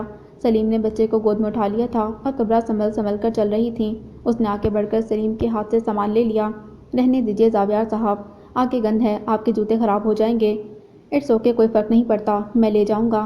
سلیم کے رد و قت کے باوجود وہ اس کے ساتھ گھر تک آیا تھا۔ گلی میں فٹ پاتھ پر کھڑے لوگ خوش گپیوں میں مصروف تھے، جو انہیں دیکھ کر منہ پھیر گئے تھے۔ کچھ لوگ تو کھلے دروازوں سے گھر کے اندر ہی چلے گئے تھے۔ ایسا محسوس ہوا جیسے وہ کلثوم کے گھر والوں کے ساتھ نہیں، کسی کوڑھی یا ایڈ کے مرض کے ساتھ ہے۔ لوگوں کا تنفر سے منہ پھیرنا اسے بری طرح محسوس ہوا۔ اس نے بے بسی سے سر جھکائے کلثوم کے والدین کی طرف دیکھا، جو قصوروار نہ ہوتے ہوئے بھی کس قدر شرمندہ تھے۔ دروازے پر کلثوم کی بہنیں آئیں، سب نے اسے اندر آنے کو کہا، مگر اسے ابھی کلثوم کو ہاسٹل چھوڑ کر کام سے جانا تھا۔ سب کو نرمی سے سمجھا کر وہ اپنی کار کی طرف پلٹا تو سامنے کا منظر دیکھ کر اس کا خون کھول اٹھا۔ محلے کے آوارہ لڑکے کار کے شیشوں سے آنکھیں لگائے اسے چانک رہے تھے، ساتھ ہی غلیظ قسم کی گفتگو بھی جاری تھی۔ وہ سلاوی ریلے کی مانند آگے بڑھا تھا اور قریب تھا کہ وہ ان سب کی ہڈی پسلی ایک کر دیتا، مگر وہ اسے دیکھتے ہی بھاگ کھڑے ہوئے تھے۔ اس کے کوشش کرنے پر بھی کوئی ہاتھ نہ لگا سکا۔ یہ علاقہ ان کا تھا۔ راستوں سے آگاہی کی بنا پر وہ لوگ اندھیری گلیوں میں غائب ہو گئے۔ وہ لوٹا تو چہرہ ہاتھوں میں چھپائے کلثوم بلک بلک کر رو رہی تھی۔ غم بڑا ہو تو الفاظ چھوٹے پڑ جاتے ہیں۔ وہ بھی چپ چاپ کار سٹارٹ کر کے یونیورسٹی روڈ کی طرف جانے والے راستے پر ہو لیا۔ اس کے ہونٹ خاموش تھے، مگر دل خون کے آنسو بہا رہا تھا، کیونکہ کار کی پچھلی نشست پر ایک اور در مکنون بیٹھی رو رہی تھی، اور در مکنون کے آنسو اس کے دل پر گرتے تھے۔ جیسے جیسے دن گزر رہے تھے، شادی کی تیاریاں عروج پر تھیں۔ مہندی بری کی رسمیں اکرما کے کہنے پر منسوخ کر دی گئی تھیں۔ وہ ان غیر اسلامی رسومات اور تقریبات کے سخت خلاف تھا۔ گو کہ سارہ کو ہمیشہ اس کے نظریات سے اختلاف رہا، مگر اس بار انہوں نے خاموشی اختیار کیے رکھی۔ نہ انہیں اس شادی میں کوئی دلچسپی تھی، نہ ہی اس رسومات سے کوئی علاقہ۔ سوائے زارا کے کسی نے اس معاملے میں کوئی اختلاف نہیں کیا۔ اس نے اکرما کا فیصلہ سن کر باقاعدہ فون کر کے اسے سمجھایا تھا، اپنا معافی اور ضمیر اس کے سامنے رکھا تھا۔ ایسا بھی کیا ہو گیا ہے اکرما، شادی کون سی روز روز ہوتی ہے؟ آخر لوگ خوشی تو مناتے ہیں نا کسی طرح سے۔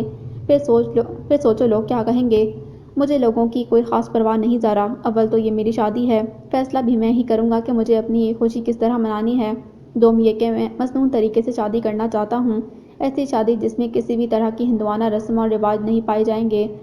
اور اس معاملے میں چچا جان اور دادی کے ساتھ ساتھ در مکنون بھی راضی ہیں۔ در مکنون کی بھی تم نے خوب ہی کہی اکرما، اس بیچاری کا کیا راضی ہونا اور کیا ناراض ہونا، ویسے ہی اللہ کی گائے ہے وہ، اور پھر تمہارے احسان کے بوجھ تلے دبی ہے۔ اس نے یوں بھی کیا بولنا؟ ایسی بات نہیں ہے، میں در مکنون پر کوئی احسان نہیں کر رہا۔ اسے زارا کی بات بری طرح چبھی تھی، یکدم جواب دیا۔ اس کا لہجہ ہموار اور مضبوط تھا۔ ایسا تم سوچتے ہو؟ سب نہیں۔ کون سب؟ اللہ کے علاوہ ایسا کون ہے جو میرے بارے میں مجھ سے زیادہ جانتا ہے؟ اب کی بار اس کا لہجہ قدرے سخت تھا۔ کوئی ایک کا نام لینا بیکار ہے، سبھی یہ سوچتے ہیں، اسی لیے میں چاہتی ہوں کہ تم اس معاملے کو در مکنون کے پرسپیکٹو سے بھی دیکھو۔ ایسا نہ ہو کہ اس کے دل میں کوئی گلہ رہ جائے۔ نصیحت آمیز لہجے میں کہہ کر زارا نے الوداعی کلمات کہہ کر فون رکھ دیا تھا۔ وہ چند لمحے کچھ سوچتا رہا اور پھر اٹھ کر کمرے میں چلا آیا۔ دادی کے کمرے کی طرف جانے کا ارادہ تھا، مگر ٹیرس کی جانب سے ان کے بولنے کی آواز آ رہی تھی۔ یقیناً در مکنون ان کے ساتھ تھی۔ غالباً عشاء کی نماز کے بعد وہ دونوں ہی چاندنی اور ٹھنڈی ہوا کا لطف لینے ٹیرس پر چلی گئی تھیں۔ وہ بھی ادھر ہی چلا آیا۔ حسب توقع در مکنون ان کے ساتھ تھی، جسے وہ اکرما کے ننھیال سے غائبانہ متعارف کروا رہی تھیں۔ اسے آتا دیکھ کر وہ مسکرائی تھیں۔ ارے تم ابھی تک جاگ رہے ہو اکرما، سوئی نہیں؟ نہیں، کچھ کام کر رہا تھا، سنجیدگی سے کہہ کر ان کے پاس پڑی کہ ان کی کرسی پر فروکش ہوا، اور اس سے پہلے کہ دادی در مکنون کے ساتھ ٹوٹا ہوا سلسلہ کلام جوڑتی، اس نے استفسار کر لیا۔ میں شادی غیر ضروری اور غیر اسلامی رسموں کے بغیر کرنا چاہتا ہوں دادی، کیا آپ کو اس پر کوئی اعتراض ہے؟ بغیر تمہید کے اس نے سوال کر لیا تھا۔ دادی قدرے چونکی، پھر سنبھل کر بولی، بالکل نہیں بیٹا۔ اور آپ کو؟ اب کے توپ کا رخ در مکنون کی جانب تھا، جو اس کے سوال کے لیے قطعی طور پر تیار نہ تھی۔ متضاد دادی کے سامنے ایسے سوال پر اس کے لب گویا آپس میں بے وست ہو گئے۔ کچھ پوچھا ہے میں نے در مکنون؟ وہ نروس سی ہو کر دادی کو دیکھ رہی تھی کہ اس نے پھر پوچھ لیا۔ بلا ارادہ اس کی گردن بھی نفی میں ہل گئی۔ سوچ لیں، ایسا نہ ہو شادی کے بعد اس بات کو ایشو بنا کر آپ مجھ سے لڑیں۔ وہ خلاف روایت خاصی سنجیدگی سے بول رہا تھا۔ در مکنون کا چہرہ سرخ ہونے لگا۔ دادی نے فہمائشی نظروں سے اسے دیکھا تھا اور اٹھ کھڑی ہوئیں۔ یہ کیا طریقہ ہے اکرما بیٹا، ٹھیک سے بات کرو، آپس میں سمجھے۔ آنکھوں ہی آنکھوں میں اسے اشارہ کر کے وہ چلی گئیں۔ در مکنون نے بھی ان کے پیچھے جانے کا ارادہ کیا تھا تو وہ ٹوک گیا۔ آپ یہیں رکیں، کچھ بات کرنی ہے آپ سے۔ اسے پر تولتا دیکھ کر وہ تحکم سے بولا، مگر میں نے بتایا تو ہے کہ مجھے کسی بات پر کوئی اعتراض نہیں۔ اس نے گلا تر کر کے کہا تو اکرما نے بغور اسے دیکھا۔ Are you sure? اس کی نگاہ گہری تھی۔ در مکنون نے اس بار اعتماد سے سر ہلایا۔ کچھ تھا اس کے انداز میں جس نے اکرما کو مطمئن کر دیا تھا۔ پکی بات ہے، شادی کے بعد لڑیں گی تو نہیں؟ کرسی کے بوجھ سے کمر لگا کر بیٹھتے اس کا لہجہ قدرے شوخ ہو گیا۔ در مکنون انگلیاں مسلتے نظر جھکا گئی۔ ویسے تو بقول بزرگوں کے شادی کے بعد کی لڑائیاں تجدید محبت کا ذریعہ ہوتی ہیں، مگر اس میں نقص امن کا خاصا خطرہ بھی ہوتا ہے۔ کیا خیال ہے؟ اسے نگاہوں کا مرکز کیے وہ یکدم بڑے خوشگوار موڈ میں آ گیا تھا، انداز شوخ تھا۔ در مکنون خود کو بلش ہونے سے بچا نہ سکی، تاہم اس سے پہلے کہ وہ مزید کچھ کہتا، اس کے ہاتھ میں پکڑے کارڈلیس کی بیل بج اٹھی، جسے وہ زارا کی بات کرنے کے بعد بھی دہانی سے اٹھا لایا تھا۔ در مکنون نے واضح طور پر سکون کا سانس لیا تھا۔ اکرما نے زیر لب مسکراتے ہوئے کال ریسیو کی۔ جی موجود ہیں، آپ کون؟ سلام کے جواب کے بعد وہ بولا تھا۔ اوکے، ایک منٹ ہولڈ کریں، کہہ کر اس نے میوٹ کا بٹن پش کر کے کارڈلیس در مکنون کی جانب بڑھا دیا تھا تو جیسے وہ چونک اٹھی۔ کوئی اسما ہے، مگر میں کسی اسما کو نہیں جانتی۔ اس کا رنگ فک ہو گیا۔ ہو سکتا ہے آپ کی ماما کی کوئی واقف کار ہوں، ایک بار بات تو کریں۔ اس نے کارڈلیس اس کی طرف بڑھایا تو در مکنون کو نہ چاہتے ہوئے بھی تھامنا پڑا۔ السلام علیکم، میں اسما ہوں۔ اس کے ہیلو کہتے ہی آواز آئی۔ وعلیکم السلام، آئی ایم سوری، میں آپ کو پہچانی نہیں، آپ مجھے پہچان بھی نہیں سکتی۔ دیکھیے، پلیز ناراض مت ہوئیے گا، میں انتہائی معذرت خواہ ہوں، مگر کیا کرتی، زاویار میرا بہت اچھا کلیگ ہے، اس کے مجبور کرنے پر لامحالہ فون کر لیا ہے۔ برائے مہربانی ذرا رک کر اس کی بات سن لیجیے گا، پلیز پلیز فون بند نہ کیجیے گا، اسما معذرتی لہجے میں کہتی اصرار کرتی فون رکھ کر چلی گئی تھی۔ دوسری طرف کانفرنس کال پر زاویار موجود تھا۔ ہیلو در مکنون۔ اس غیر متوقع صورتحال پر در مکنون کے حواس جیسے مختل ہو گئے تھے۔ وہ فوری طور پر کچھ نہ کہہ سکی، نہ کر سکی، اور زاویار نے اسے پکار لیا۔ سامنے بیٹھے اکرما نے اس کے ایک دم سفید پڑتے چہرے کو دیکھا تو کرسی سے اٹھتے اٹھتے رک گیا۔ کیا ہوا؟ اس نے آنکھوں ہی آنکھوں میں سوال کیا، مگر در مکنون جیسے بت بن گئی۔ زاویار انصاری کی کال تھی کہ درد میں ڈھلا کوئی ساز۔ سمجھ نہیں آ رہا تمہیں مبارکباد دوں یا اپنی بربادی کا ماتم مناؤں، تمہارے فیصلے کو خراج تحسین پیش کروں یا اپنی موت پر آنسو بہاؤں۔ تم ہی بتاؤ کہ کیا کروں، کیسے برداشت کر جاؤں کہ کسی دوسرے کے حق میں کیسے؟ اسے لگا زاویار انصاری کی آواز میں نوحے گھلے ہوں۔ پلیز در مکنون، ایسا مت کرو، پلٹ آؤ میری طرف، اور اگر ایسا نہیں کر سکتی تو خدا کے لیے مجھے معاف کر دو۔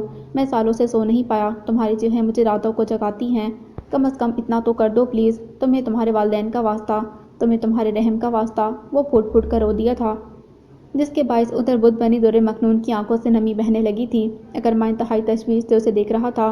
پلیز در مکنون، کچھ تو بولو، کچھ تو کہو۔ جو چیز میرے پاس نہیں وہ میں آپ کو کہاں سے لا کر دوں؟ کیا مجھ پر رحم کیا تھا آپ نے؟ تو پھر آپ کے لیے ترس کہاں سے لاؤں زاویار صاحب؟ آپ راتوں کو نہیں سو سکتے اور میں سو جاؤں تو دوبارہ جاگنا نہیں چاہتی۔ وہ بری طرح لرز رہی تھی اور جب بولی تو سامنے بیٹھے اکرما کو اسے دیکھ کر خوف آنے لگا۔ لگتا تھا کہ جیسے کسی بھی لمحے وہ گر پڑے گی۔ منت کی تھی، کہا بھی تھا آپ سے کہ میری زندگی سے نکل جائیں، آخر کیوں نہیں معاف کر دیتے آپ مجھے؟ کیوں؟ یک دم وہ بفر کر رونے لگی تھی۔ آپ کو دیکھتی ہوں، سنتی ہوں تو میرے زخم ہرے ہو جاتے ہیں، میرے مرحوم والدین کی پرچھائیاں میری آنکھوں کے سامنے آ جاتی ہیں۔ قاتل ہیں آپ، ہم تینوں کے قاتل۔ کس کس کا خون معاف کروں، کس کس کا؟ نہیں ہو سکتا مجھ سے، نہیں ہو سکے گا۔ کارڈلیس سامنے رکھی میز پر پھینکتے ہوئے وہ دونوں ہاتھوں میں چہرہ چھپا کر رو پڑی تھی۔ اکرما لب پیچھے اسے دیکھے گیا۔ کال ڈسکنیکٹ ہو گئی تھی۔ ٹوں ٹوں کی آواز در مکنون کی سسکیوں کے بیچ سنائی دے رہی تھی۔ اس نے کارڈلیس اٹھا کر بند کیا اور اٹھ کر اندر کی جانب بڑھ گیا۔ در مکنون، لیجیے پانی پئیں۔ ذرا دیر بعد وہ حاضر ہوا تھا۔ در مکنون اس کی آواز پر بمشکل سر اٹھا سکی۔ سرخ انگارہ آنکھیں آنسوؤں سے لبالب بھری تھیں۔ اس نے دیکھا، ضبط اکرما کے چہرے سے ہویدا تھا۔ بس کریں، طبیعت خراب ہو جائے گی، شاباش پانی پئیں۔ وہ یکٹک اسے دیکھ رہی تھی، جو اپنے جذبات پر قابو رکھے اس سے حلاوت سے پیش آ رہا تھا۔ اس کے مربیانہ مشفق رویے نے مہمز کا کام کیا تھا۔ وہ پھر سے رونے لگی تھی۔ کہا نا میں نے کہ بس کریں، چلیے پانی پئیں۔ اب اس نے قدرے رعب سے کہا تھا۔ در مکنون نے بادلِ نخواستہ گلاس لے کر گھونٹ گھونٹ پانی پینا شروع کر دیا، مگر سسکیوں کا سلسلہ رک نہیں سکا تھا۔ پھر کچھ دیر ایسے ہی گزری۔ وہ بمشکل اپنے آنسوؤں پر قابو پا سکی۔ اکرما اس دوران خاموش بیٹھا اسے دیکھتا رہا۔ اس کی کنپٹیوں کی رگوں میں گویا خون ٹھوکریں مار رہا تھا۔ کیسے کر سکتا ہے کوئی اس طرح؟ کیسے؟ کتنی ہی دیر بعد وہ بولی تو جیسے خود کلامی کر رہی تھی۔ کس قدر شکی القلب ہے یہ شخص، مجھے قبر میں زندہ دفنا کر بھی کہتا ہے اسے معاف کر دوں۔ آخر کیا بگاڑا تھا میں نے اس کا، جو اس نے مجھے یوں راندہ درگاہ کیا؟ وہ گویا اپنے آپ سے بول رہی تھی، پھر انتہائی زخمی نظروں سے سامنے بیٹھے اکرما شرازی کو دیکھا، جس کی نس نس میں گویا شرارے دوڑ رہے تھے۔ زارا اور سماج کا خیال نہ ہوتا تو نہ جانے وہ کیا کر گزرتا۔ جسم میں لاوے کی گردش کیا ہوتی ہے، وہ اس تجربے سے گزر رہا تھا اس وقت۔ آپ جانتے ہیں کیا رشتہ ہے اس شخص کا میرے ماضی سے، کیا تعلق ہے میری بربادی سے؟ نہیں، اور نہ ہی میں جاننا ضروری سمجھتا ہوں۔ اکرما کا لہجہ بھاری تھا اور آنکھیں لہو رنگ تھیں، گھنی مونچھوں تلے ہونٹ بچے ہوئے تھے۔ مگر میں چاہتی ہوں کہ آپ وہ سب جانیں جو مجھ پر گزرا ہے۔ ہتھیلی کے پرش سے آنسو صاف کرتے ہوئے وہ فیصلہ کن لہجے میں بولی تھی۔ اکرما نے دیکھا وہ چاندنی سے زیادہ درد میں ڈوبی ہوئی تھی۔ پورا ایک ہفتہ فلو سے لڑتے جھگڑتے گزرا تھا اس کا، مگر طبیعت ابھی تک مکمل طور پر ٹھیک نہ ہوئی تھی۔ اینی کے ذریعے اسے پتہ چلا کہ کمپیوٹر پروجیکٹ جمع کرانے کی آخری تاریخ اناؤنس ہو چکی ہے۔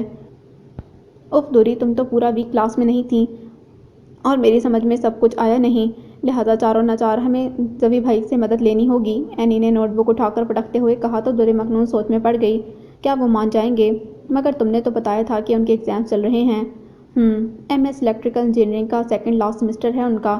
یہ سال بہت اہم ہے ان کے لیے۔ آج کل وہ کسی کی شکل بھی دیکھنے کے روادار نہیں۔ اینی خود خاصی ناامید تھی، پھر اچانک ذہن میں جیسے ایک انداز سا لپکا۔ تم چلو نا میرے ساتھ، شاید تمہارے ساتھ ہی کچھ لحاظ کر جائیں۔ نہیں، مجھے ڈر لگتا ہے، تم نے بتایا نا کہ وہ غصے کے بہت تیز ہیں۔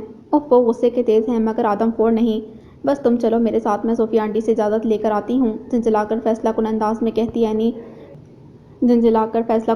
میں کہتی اینی پلک جھپکتے غائب ہو گئی تھی۔ ذرا دیر بعد حسب توقع وہ اجازت سمیت حاضر تھی۔ یوں تو اس کی اور اینی کی دوستی 2 سال پرانی تھی، مگر اس ایریا میں شفٹ ہوئے انہیں محض 6 ماہ ہی ہوئے تھے۔ اس دوران کئی بار اینی کی ماما اور چچی ان کے گھر ملنے آ چکی تھیں، لہٰذا اسے اجازت مل گئی۔ اسٹریٹ کے آخر میں انصاری ہاؤس تھا۔ حسب توقع زاویار اپنے کمپیوٹر روم میں تھا۔ کیا ہے؟ دروازے پر دستک کے ساتھ ہی اندر سے زاویار کی جھنجھلاہٹ بھری آواز آئی تھی۔ کم آن ریلیکس زوی بھائی، ایگزامز کے دنوں میں تھوڑے روڈ ہوتے ہیں، ان فیکٹ اسٹڈیز بھی تو کتنی مشکل ہیں ان کی۔ دور مکنون کے سفید پڑتے چہرے کو دیکھ کر اینی نے تسلی دینے کے انداز میں کہا، ساتھ ہی بھائی کا دفاع بھی کیا۔ اگر روڈ ہو کر بھی یہ ایسے ہیں تو غصے میں کیسے ہوں گے؟ وہ سوچ کر رہ گئی تھی۔ کئی منٹوں میں تیسری دستک پر دڑ سے دروازہ کھلا تھا۔ کیا مشکل ہے تمہیں؟ کوئی کیوں ڈسٹرب کر رہی ہو؟ اینی کی شکل دیکھتے ہی غصے میں پوچھا تھا اس نے۔ وہ بھائی، ان فیکٹ تم بھی تو کچھ بولو نا۔ اینی ہکلاتے اپنے پیچھے چھپی دور مکنون کو سامنے کھینچ لائی تھی۔ زاویار نے بھویں چکا کر ان دونوں کو خاصی بیزاری سے دیکھا تھا۔ ان فیکٹ ہمیں کمپیوٹر پروجیکٹ مکمل کرنا ہے، آپ کی ہیلپ چاہیے۔ مرتا کیا نہ کرتا، اسے بولنا ہی پڑا تھا۔ ابھی کچھ مروت تھی اور کچھ سامنے کھڑی اجنبی لڑکی کے سامنے اخلاق کا تقاضا تھا کہ اس نے بعد ناخواستہ سوال کیا، جس پر وہ دونوں ایک دوسرے کو دیکھنے لگیں۔ پرسوں لاسٹ ڈیٹ ہے، آج سٹارٹ کرنا مسٹ ہے۔ زاویار کے قدرے نرم لہجے میں سوال کرنے پر اینی نے جواب دیا۔ زاویار نے کچھ سوچتے ہوئے رسٹ واچ پر نظر دوڑائی۔ ابھی آدھا گھنٹہ تو میں بزی ہوں، اس کے بعد آ جاؤ، اوکے؟ خاصا خوش لہجہ تھا اس کا۔ دور مکنون نے قدرے حیرت سے اسے دیکھا تھا اور اس کی یہ حیرت زاویار کی نگاہوں سے اوجھل نہ رہ سکی، تاہم وہ اینی کے سر ہلانے پر دروازے کے اس پار غائب ہو گیا تھا۔ اوہ شکر ہے۔ مجھے تو بہت ہی کم امید تھی کہ زوی بھائی راضی ہوں گے، کل صبح پیپر ہے نا ان کا۔ اینی خوشی سے چہک کر بولی تھی۔ دور مکنون محض سر ہلا کر اس کے کمرے میں آ بیٹھی، تاہم ٹھیک آدھے گھنٹے بعد ان کی پیشی ہوئی۔ مزاج کا کڑوا سہی مگر وہ پڑھاتا اچھا تھا، اس کی گائیڈنس کے باعث ان دونوں نے جلد ہی اپنا کام مکمل کر لیا۔ تھینک یو بھائی، اینی خوشی سے اس کے گلے میں جھول گئی تھی۔ اٹس اوکے، ناؤ لیو۔ عجیب بے مروت سا انداز تھا اس کا۔ دور مکنون سب کی محسوس کیے بنا نہ رہ سکی اور اینی سے پہلے ہی کمرہ چھوڑ گئی۔ یہ اس کی اور زاویار انصاری کی پہلی ملاقات تھی جو اس کے ذہن پر کوئی خوشگوار تاثر نہ چھوڑ سکی تھی۔ پھر گزرتے دنوں میں ان کا کئی بار سامنا ہوا، مگر پہلی ملاقات کا تاثر اس کے ذہن سے مٹ نہیں سکا۔ یوں تو اس کی اور اینی کی دوستی کئی سال پرانی تھی، مگر پہلے اس کا انصاری ہاؤس میں آنا نہیں ہوتا تھا۔ دونوں کے گھر دور تھے، مگر کچھ سال بعد جب وہ اس ایریا میں رہائش پذیر ہوئے اور اینی نے اس کے گھر آنا جانا شروع کیا تو رفتہ رفتہ انصاری خاندان کی خواتین سے صوفیہ کے مراسم استوار ہونے لگے تھے۔ اکثر شہرین بھی اینی کے ساتھ آ جاتی تھی۔ صوفیہ کے ساتھ اچھی بنتی تھی اس کی۔ زاویار نے اپنا MS مکمل کیا تو اس کی ایکسیلنس پارٹی پر اینی اسے زبردستی کھینچ لائی تھی۔ اسے انصاری ہاؤس سبھی لوگ بااخلاق اور ہنس مکھ لگے تھے، سوائے زاویار انصاری کے۔ شرین اور خولا کی وجہ سے یہاں بڑی رونق ہوتی تھی۔ کبھی کبھار صوفیہ کی اجازت سے وہ یہاں آتی تو وقت اچھا گزرتا، تاہم اسے آقا جان اور زاویار سے ڈر لگتا تھا۔ دونوں کا مزاج بڑا برہم اور کشیدہ رہتا تھا اور اسے ایسے ماحول کی عادت نہیں تھی۔ وقت کچھ اور سرکا اور وہ دونوں فرسٹ ایئر کے ایگزامز کی تیاری میں مصروف ہو گئیں۔ اکثر اوقات اینی اس کی طرف آ جاتی کیونکہ یہاں خاموشی اور یکسوئی تھی، اور کبھی کبھار اسے اپنے پاس بلا لیتی۔ ان دنوں جب اس نے انصاری ہاؤس آنا شروع کیا تھا، اسے محسوس ہوتا جیسے 2 آنکھیں اس کا تعاقب کرتی ہیں۔ زاویار انصاری جو پہلے اس کی آمد پر محض سرسری نگاہ ڈالتا تھا، اب اسے دیکھ کر لمحے بھر کے لیے رک جاتا، رسمی طور پر سلام دعا کر لیتا۔ یہی نہیں، اب وہ اینی کو ڈراپ کرنے اور پک کرنے بھی آنے لگا تھا۔ اس کے لب خاموش مگر آنکھیں بولتی تھیں۔ دور مکنون کو ایک عجیب سا احساس گھیرے رکھتا۔ اس روز بھی اینی زبردستی اسے اپنے ساتھ لے آئی تھی۔ پڑھ کر جب دونوں ہی تھک گئیں تو لان میں آ بیٹھیں۔ چائے کے ساتھ گرم سموسے بہت مزہ دے رہے تھے، جب اچانک ہی اس کے احساس نے کوئی سگنل دیا تو بلا ارادہ نظر ٹیرس پر گئی اور وہاں کافی کا مگ لیے اپنی جانب متوجہ زاویار انصاری کو دیکھ کر ٹھٹک سی گئی۔ بہت پر اعتماد، صاف اور خاموش نظریں تھیں۔ دور مکنون کے سر سے پیر تک جیسے کوئی لہر دوڑ گئی۔ زاویار اس کی کیفیت محسوس کر کے پیچھے ہٹ گیا، پھر اس کے بعد اس سے مزید وہاں رکا نہ گیا اور وہ اینی کی خفگی بھی نظر انداز کر کے اندر کی جانب جا کر بیگ اٹھا لائی۔ او کمان دوری، تم نے وعدہ کیا تھا میرے ساتھ میری وارڈروب سے اچھا سا ڈریس پسند کرو گی۔ تمہیں پتہ ہے نا کہ پرسوں آقا جان کے حج سے واپسی کی وجہ سے گھر میں ایک ڈنر ارینج کیا گیا ہے۔ اینی اسے جانے نہیں دینا چاہتی تھی، پھر صحیح اینی، آج ذرا جلدی ہے مجھے۔ اس سے کوئی بہانہ بن نہیں پڑ رہا تھا۔ کیوں جلدی ہے، ذرا بتاؤ تو۔ اینی بھی بضد تھی اور ابھی ان کی بحث جاری تھی کہ اوپر سے آتے زاویار نے سنجیدگی سے بہن کو ٹوکا۔ بس کرو اینی، لیٹ ہر گو۔ اگر کوئی رکنا نہ چاہے تو زبردستی نہیں کرنی چاہیے۔ بلیک جینس پر براؤن پولو شرٹ میں ملبوس مگ اٹھائے وہ نیچے آتے ہوئے بولا تھا۔ در مکنون نے ماتھے پر آئے پسینے کو آنچل سے خشک کیا۔ مخاطب بہن سے تھا مگر گہری متانت بھری نظر اس پر رکی ہوئی تھی، تاہم اپنی بات کہہ کر وہ کچن کی طرف بڑھ گیا تھا۔ ایسی بات نہیں، انفیکٹ کچھ کام ہے مجھے گھر پر۔ در مکنون نے گھبرا کر اینی کو صفائی دی تھی۔ وہ چلا گیا تھا مگر اس کی نظریں در مکنون کے اندر اتر گئی تھیں۔ آئی نو دوری، بھائی تو ایسے ہی مذاق کر رہے تھے، تم ان کی باتوں کو سیریس نہ لینا۔ میں جانتی ہوں جب تم جانے کا کہہ رہی ہو تو پھر کوئی وجہ ہی ہوگی۔ چلو میں تمہیں گھر تک چھوڑ آؤں، زبی بھائی گھر پر ہیں، ان کے ساتھ چلتے ہیں، شام ہو رہی ہے۔ اچھا ہے واپسی میں اکیلے نہیں آنا پڑے گا مجھے۔ اور پھر اس شام زاویار کی موجودگی میں اس کی زبان تالو سے لگی رہی۔ اسے احساس ہوا زاویار انصاری کی خاموشی اس سے کچھ کہہ رہی ہے جس نے اسے لاجواب کر دیا تھا۔ تیسرے دن اینی کے گھر گیٹ ٹوگیدر تھا مگر اس نے تہیہ کر لیا تھا کہ وہ انصاری ہاؤس نہیں جائے گی۔ اسے زاویار انصاری کی خاموش نظروں سے گھبراہٹ ہوتی تھی۔ پھر صوفیہ نے کئی بار اسے جانے کے لیے کہا بھی مگر اس نے موڈ نہیں ہے کہہ کر ٹال دیا۔ لیکن جس وقت اینی اسے لینے سر پر سوار ہوئی اس کی پیش نہ گئی۔ دوسری طرف صوفیہ نے بھی زور دیا تو اسے جاتے ہی بنی۔ انصاری ہاؤس کے لان میں خوبصورت سا سٹنگ ارینجمنٹ تھا۔ وہ اندر داخل ہوئی تو لان کی سیڑھیوں پر کسی سے محو گفتگو زاویار انصاری کی نگاہوں نے اس کا استقبال کیا تھا۔ اس کے لبوں پر پھیلتی گہری مسکراہٹ در مکنون کی پلکوں کا بوجھ بڑھا گئی۔ پارٹی اچھی رہی۔ شہرین کی شوخی اور خولا کی حسین نے ماحول کو چار چاند لگائے تھے۔ اینی سے چھوٹی دونوں بہنیں بھی خوش نظر آ رہی تھیں۔ ایسے میں صرف زاویار ہی تھا جس کے چہرے پر سنجیدگی اور آنکھوں میں کچھ انکہے جذبات کا خمار جگمگا رہا تھا۔ اینی کی ہر دوسری بات زبی بھائی سے شروع ہو کر اسی پر ختم ہوتی تھی۔ دونوں بہن بھائی ایک دوسرے سے بہت قریب تھے، اس کا اسے اندازہ ابتدائی ملاقاتوں میں ہی ہو چکا تھا۔ پھر بہت سے مہینے اسی طرح گزر گئے۔ سامنا ہونے پر زاویار کی نگاہیں اس کے گرد حصار کر لیتی تھیں، تاہم اپنی آنکھوں سے جھلکتے جذبوں کو اس نے ابھی تک الفاظ نہیں دیے تھے۔ بس ایک انکہی سی تھی جسے وہ دونوں سمجھتے تھے، تاہم اس کی روٹین میں بہت تبدیلی آ گئی تھی۔ پہلے وہ اینی کے جس کام کے لیے منتوں کے بعد راضی ہوتا تھا اب ایک بار کہنے پر مان جاتا۔ گزرتے وقت نے در مکنون کے دل میں بسی گھبراہٹ کو بھی دھیرے دھیرے ختم کر دیا تھا۔ اب اسے زاویار کے جذبے چھلکاتی نظریں پریشان نہیں کرتی تھیں اور نہ ہی اس کی سنجیدہ مسکراہٹ کنفیوز کرتی۔ انٹر میں اس نے پوزیشن لی تو پاپا نے گویا تمام جاننے والوں کو اکٹھا کر لیا تھا۔ اینی کی پوری فیملی بھی انوائٹڈ تھی۔ وہ دن اس کی زندگی کا سب سے حسین دن تھا۔ ملنے والے گفٹس اور کارڈز میں ایک ایسا کارڈ تھا جو اس کے دل کے ہر تار کو چھیڑ گیا تھا۔ باقی تمام تحفے تو اس نے ماما اور بابا کے ساتھ کھولے تھے، تاہم جب وہ سونے کے ارادے سے اپنے کمرے میں آئی تو دروازے کے ساتھ رکھی ٹیبل پر خوبصورت ریپنگ میں لپٹا ایک گفٹ اس کی نظروں کا مرکز بنا تھا۔ ساتھ ہی ایک کارڈ بھی تھا، انتہائی نفیس خوش خط میں خوبصورت الفاظ تحریر تھے۔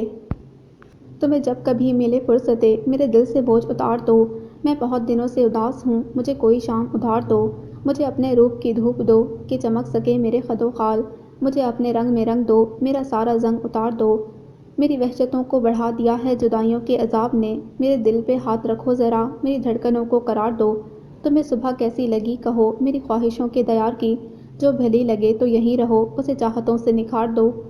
لفظ لفظ میں جذبوں کی شدت سمٹی ہوئی تھی۔ وہ بے اختیار ہوتی، دھڑکنوں سے پریشان ہوتی، بیڈ پر ٹک گئی۔ بلو کلر کے کیس میں وائٹ گولڈ کی رنگ تھی جس میں جڑے سفائر اور زرکون چمک کر اپنی بہار دکھا رہے تھے۔ ساتھ ہی ایک پین تھا جس کے کیپ پر بھی سفید نگینے چمک رہے تھے۔ اسے یہ سمجھنے میں ذرا دیر نہ لگی کہ یہ سب کس کی طرف سے تھا۔ زاویار انصاری۔ اس کے خاموش لبوں سے یہ نام ادا ہوا تھا۔ انگوٹھی ایک علامتی تحفہ ہوتا ہے، زاویار نے بنا کچھ کہے بغیر کسی اظہار کے انتہائی قیمتی اور خوبصورت رنگ اسے دے ڈالی تھی۔ کتنی ہی دیر وہ کارڈ اور انگوٹھی ہاتھ میں لیے بیٹھی رہی۔ دل کی حالت عجیب تھی۔ سچ یہ تھا کہ اسے یہ جسارت، یہ خاموش اظہار اندر سے چھو گیا تھا، مگر یہ بھی حقیقت تھی کہ وہ اس قدر قیمتی اور خاص طور پر کسی رشتے اور تعلق کو ظاہر کرتے اس علامتی تحفے کو اس طرح قبول نہیں کر سکتی تھی۔ زاویار نے بہت خوبصورت الفاظ سمیت اپنے جذبوں کی شدتوں کے اظہار کے طور پر یہ رنگ گفٹ کی تھی۔ بات نظر انداز کرنے والی نہیں تھی۔ پھر وہ پوری رات اس کی آنکھوں میں کٹی تھی۔ نہ چاہتے ہوئے بھی بہت سے پہرے بٹھانے کے باوجود پلکوں کی منڈیروں پر خواب گھر بنا گئے تھے، اور اس دوران جب وہ کروٹ بدل بدل کر سونے کی کوشش کر رہی تھی اپنے سیل پر آنے والے میسج کی وصل پر متوجہ ہوئی۔ نائٹ لیمپ کھول کر موبائل اٹھایا تو اجنبی نمبر سے ایک پیغام اسکرین پر جگمگاتا نظر آیا۔ خواب وہ نہیں ہوتے جو ہم سوتے میں دیکھتے ہیں، بلکہ وہ ہوتے ہیں جو ہم کو سونے نہیں دیتے۔ بھیجنے والا جیسے اس کی کیفیت سے آگاہ تھا، اس کا دل بری طرح سے دھڑک اٹھا تھا۔